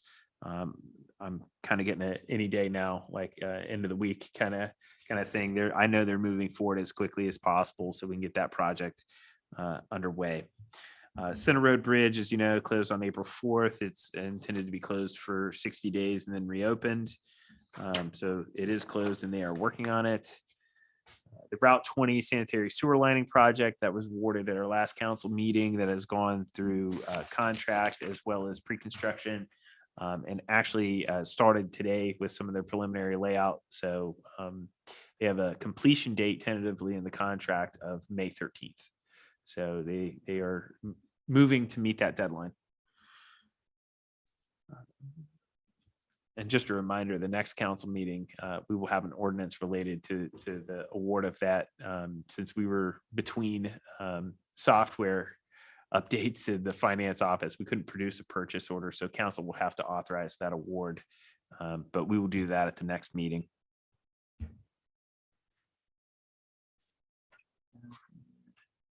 I did share with you the notice on the Port Authority, and we have all the demolition projects, final bid packages ready for publication. That will go out for publication this week. So hopefully we'll get those back and we can start moving forward on those demolitions. Nothing else specific that I want to share with council or I can remember after that lengthy pre-session there. So if you guys have any specific questions, I'm happy to answer them. Does council have any questions? On the NS Bridge replacement. They're bringing in riprap and such with triaxles. Was there a certain route that you wanted them to go? They're to go 20, preferably 20 to Old Main on the east. Come in from the east. Come in from the east on They are Pennsylvania. not. Okay, They are not. okay. I will follow up with them. I haven't seen that. I've been down there a couple of times just to see what the I've caught progress them looks like. 5-6 times. Okay.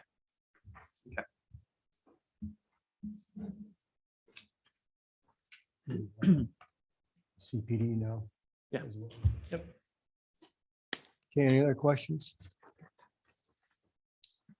Okay, thank you. Move on to Finance Director, Mr. Williams.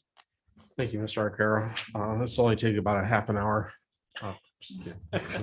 About 45 minutes. This is just our first half real estate settlement.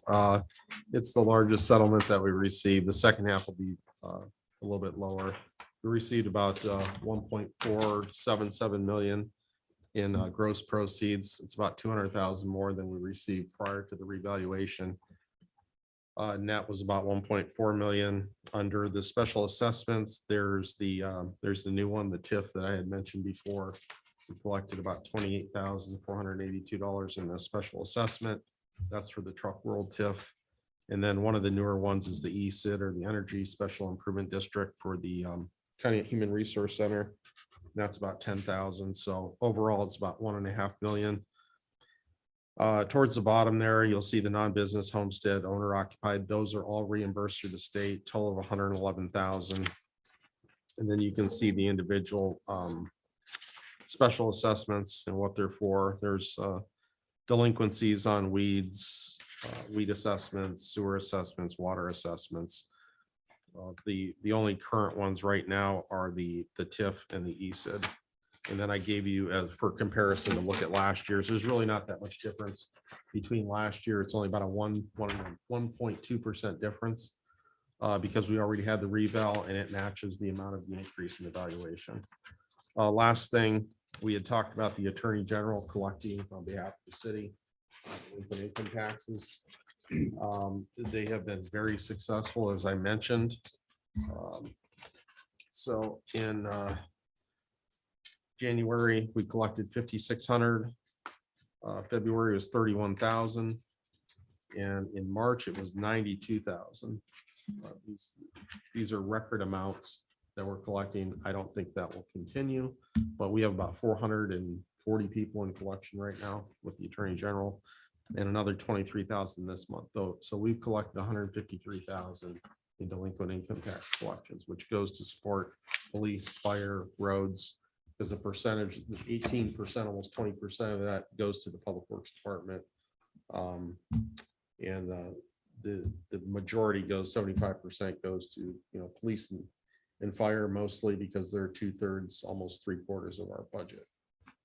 So it's very good and I'm very happy with the collection process through the Attorney General. So that's it. Okay, thank you. Thank you. Any questions for Finance Director? Okay, if not, move on to the Law Director, Mr. Lewis. Mr. Arcaro, nothing new to report. I can't wait 2 weeks until the next meeting. I will submit a written report at that time for the meeting in 2 weeks. And everybody will get that ahead of time. Okay, thank you. Thank you. Any questions for the Law Director?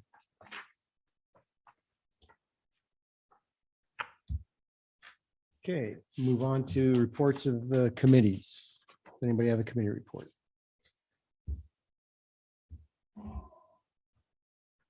Okay, hearing none. Liaison reports.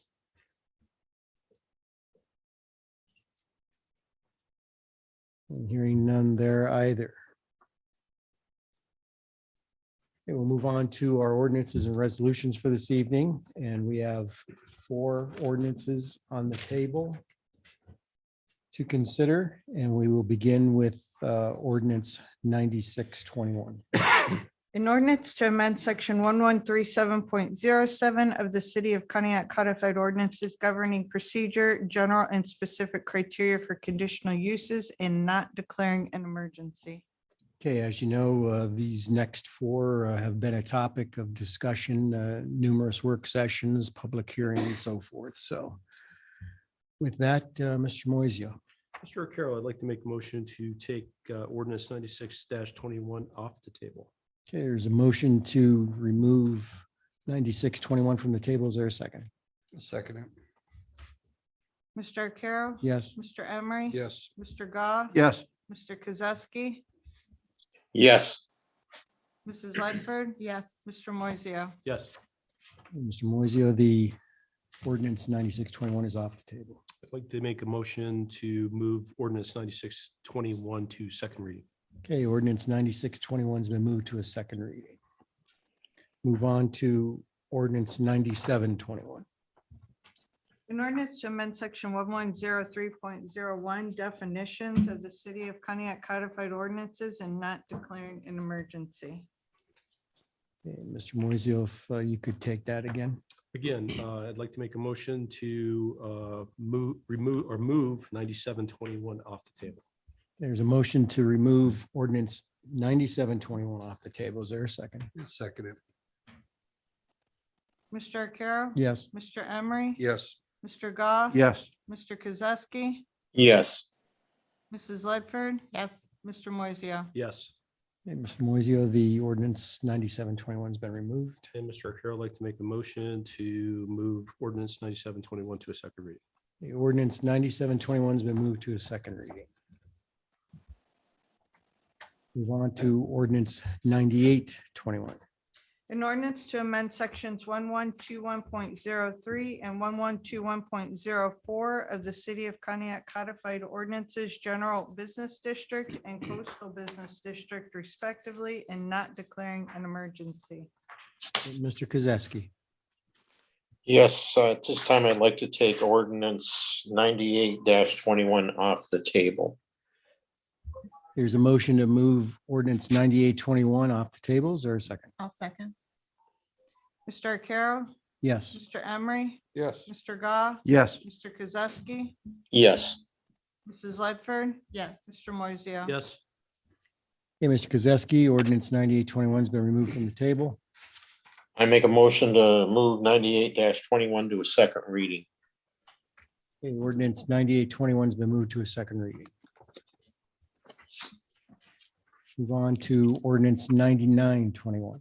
An ordinance to amend chapter 1117 of the City of Conneaut Codified Ordinances governing residential zoning districts and not declaring an emergency.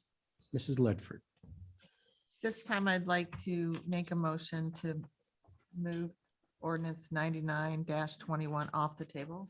It's a motion to remove ordinance 9921 from the table. Is there a second? Second. Mr. Arcaro? Yes. Mr. Emery? Yes. Mr. Goff? Yes. Mr. Kozowski? Yes. Mrs. Ledford, Yes. Mr. Moiseo. Yes.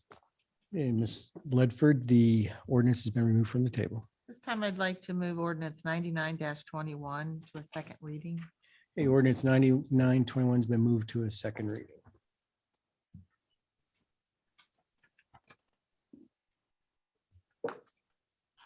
Move on to our third reading ordinances this evening, which is 23-22.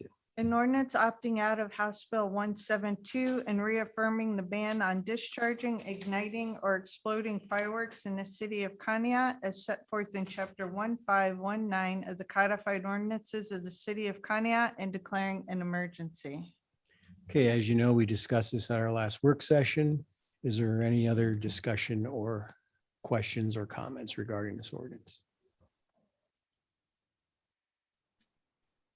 Not, entertain a motion to proceed. I'll make a motion to suspend the three. Oh, it's already, I know, sorry, it's late. I know.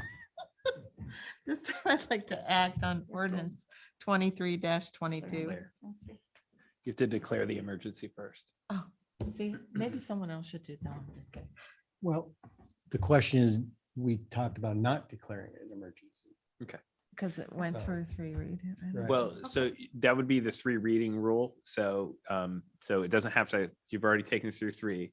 Correct. Declaring an emergency is whether it's instantaneously Correct. effective Right. or waits 30 days for effectiveness. Which So what waits did 30 we- days. Okay. That's Yeah. what we talked. Okay. Okay. Okay, so I'd like to act on ordinance 23-22. This motion to act on ordinance 2322. Is there a second? Second. Mr. Arcaro, Yes. Mr. Emery, Yes. Mr. Goff, Yes. Mr. Kozowski, Yes. Mrs. Ledford, Yes. Mr. Moiseo. Yes. Okay, ordinance 2322 is passed and will take effect 30 days from now. We have nothing in second reading, and we have 3 ordinances to consider in first reading. And we will begin with ordinance 32-22. An ordinance to amend the 2022 budget through appropriations and fund and interfund transfers attached Chair 2 and marked Exhibit A. Mr. Williams. Yeah, just a few adjustments here, and we had discussed most of these, I think, at the work session. The police vehicles, we're adding 5,000 for maintenance of vehicles as one of the engines on the police cruisers was, I believe, needs replaced.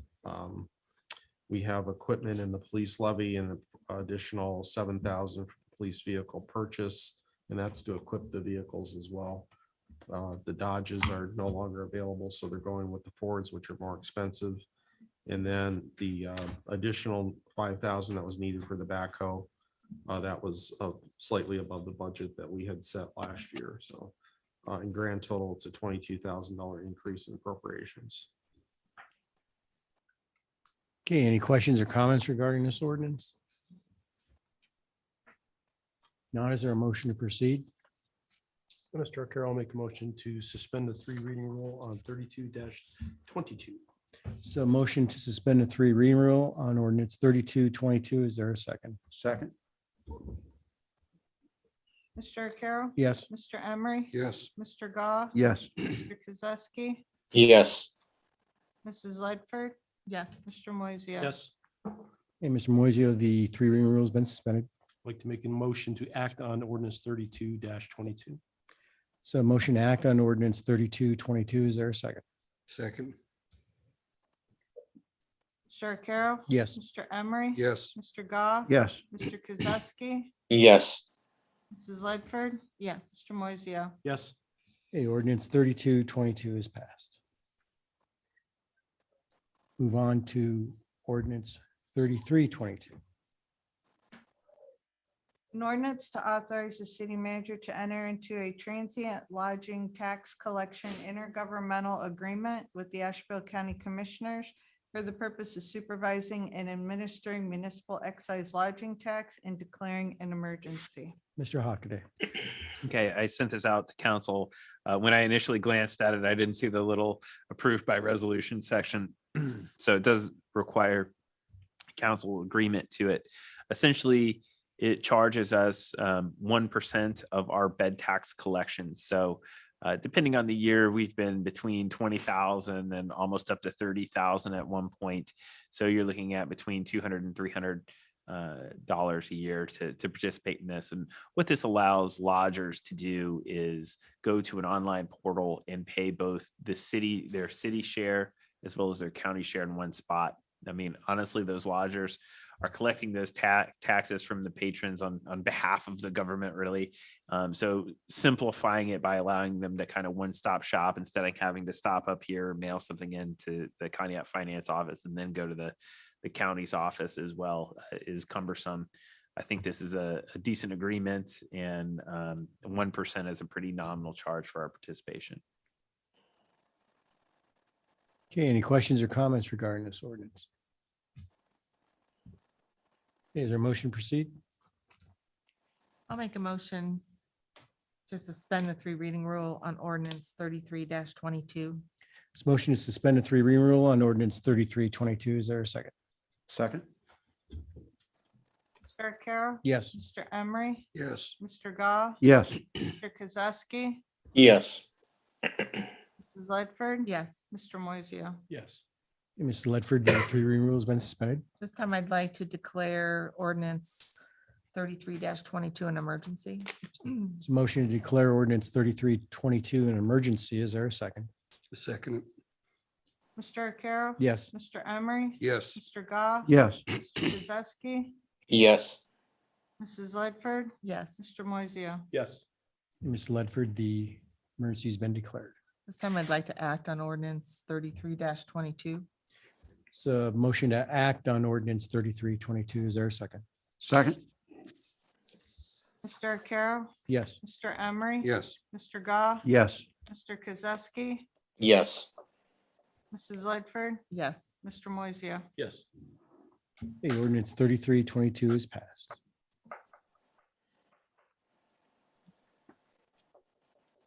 Move on to ordinance 3422. An ordinance authorizes the city manager to enter into a collective bargaining agreement between the city of Conneaut and the International Association of Firefighters Local 651 for a period of 3 years, beginning January 1, 2022 and ending December 31, 2024, and declaring an emergency. Mr. Hockaday. This is the last of our 5 collective bargaining agreements. Obviously, we've spent a little more time talking about this one. It is substantially similar to all the other agreements that we've passed thus far, and I recommend its passage. I want to thank Captain Carter and his team for working with us on this, and feel like this is a good agreement for the city and the union as well. Any questions or comments regarding this ordinance? If not, is there a motion to proceed? Mr. Arcaro, I'd like to waive the 3 reading rule on ordinance 34-22. It's a motion to suspend a 3 reading rule on ordinance 3422. Is there a second? Second. Mr. Arcaro, Yes. Mr. Emery, Yes. Mr. Goff. Yes. Mr. Kozowski, Yes. Mrs. Ledford, Yes. Mr. Moiseo. Yes. Mr. Mosio, or excuse me, Mr. Kozowski. The 3 reading rule has been suspended. At this time, I make a motion to declare ordinance 34-22 an emergency. It's a motion to declare ordinance 3422 an emergency. Is there a second? Second. Mr. Arcaro, Yes. Mr. Emery, Yes. Mr. Goff, Yes. Mr. Kozowski, Yes. Mrs. Ledford, Yes. Mr. Moiseo. Yes. Okay, Mr. Kozowski, the emergency's been declared. At this time, I move we act on ordinance 34-22. It's a motion to act on ordinance 3422. Is there a second? Second. Mr. Arcaro, Yes. Mr. Emery, Yes. Mr. Goff, Yes. Mr. Kozowski, Yes. Mrs. Ledford, Yes. Mr. Moiseo. Yes. Okay, ordinance 3422 is passed. That concludes our ordinances for this evening. Moved on to unfinished and old business.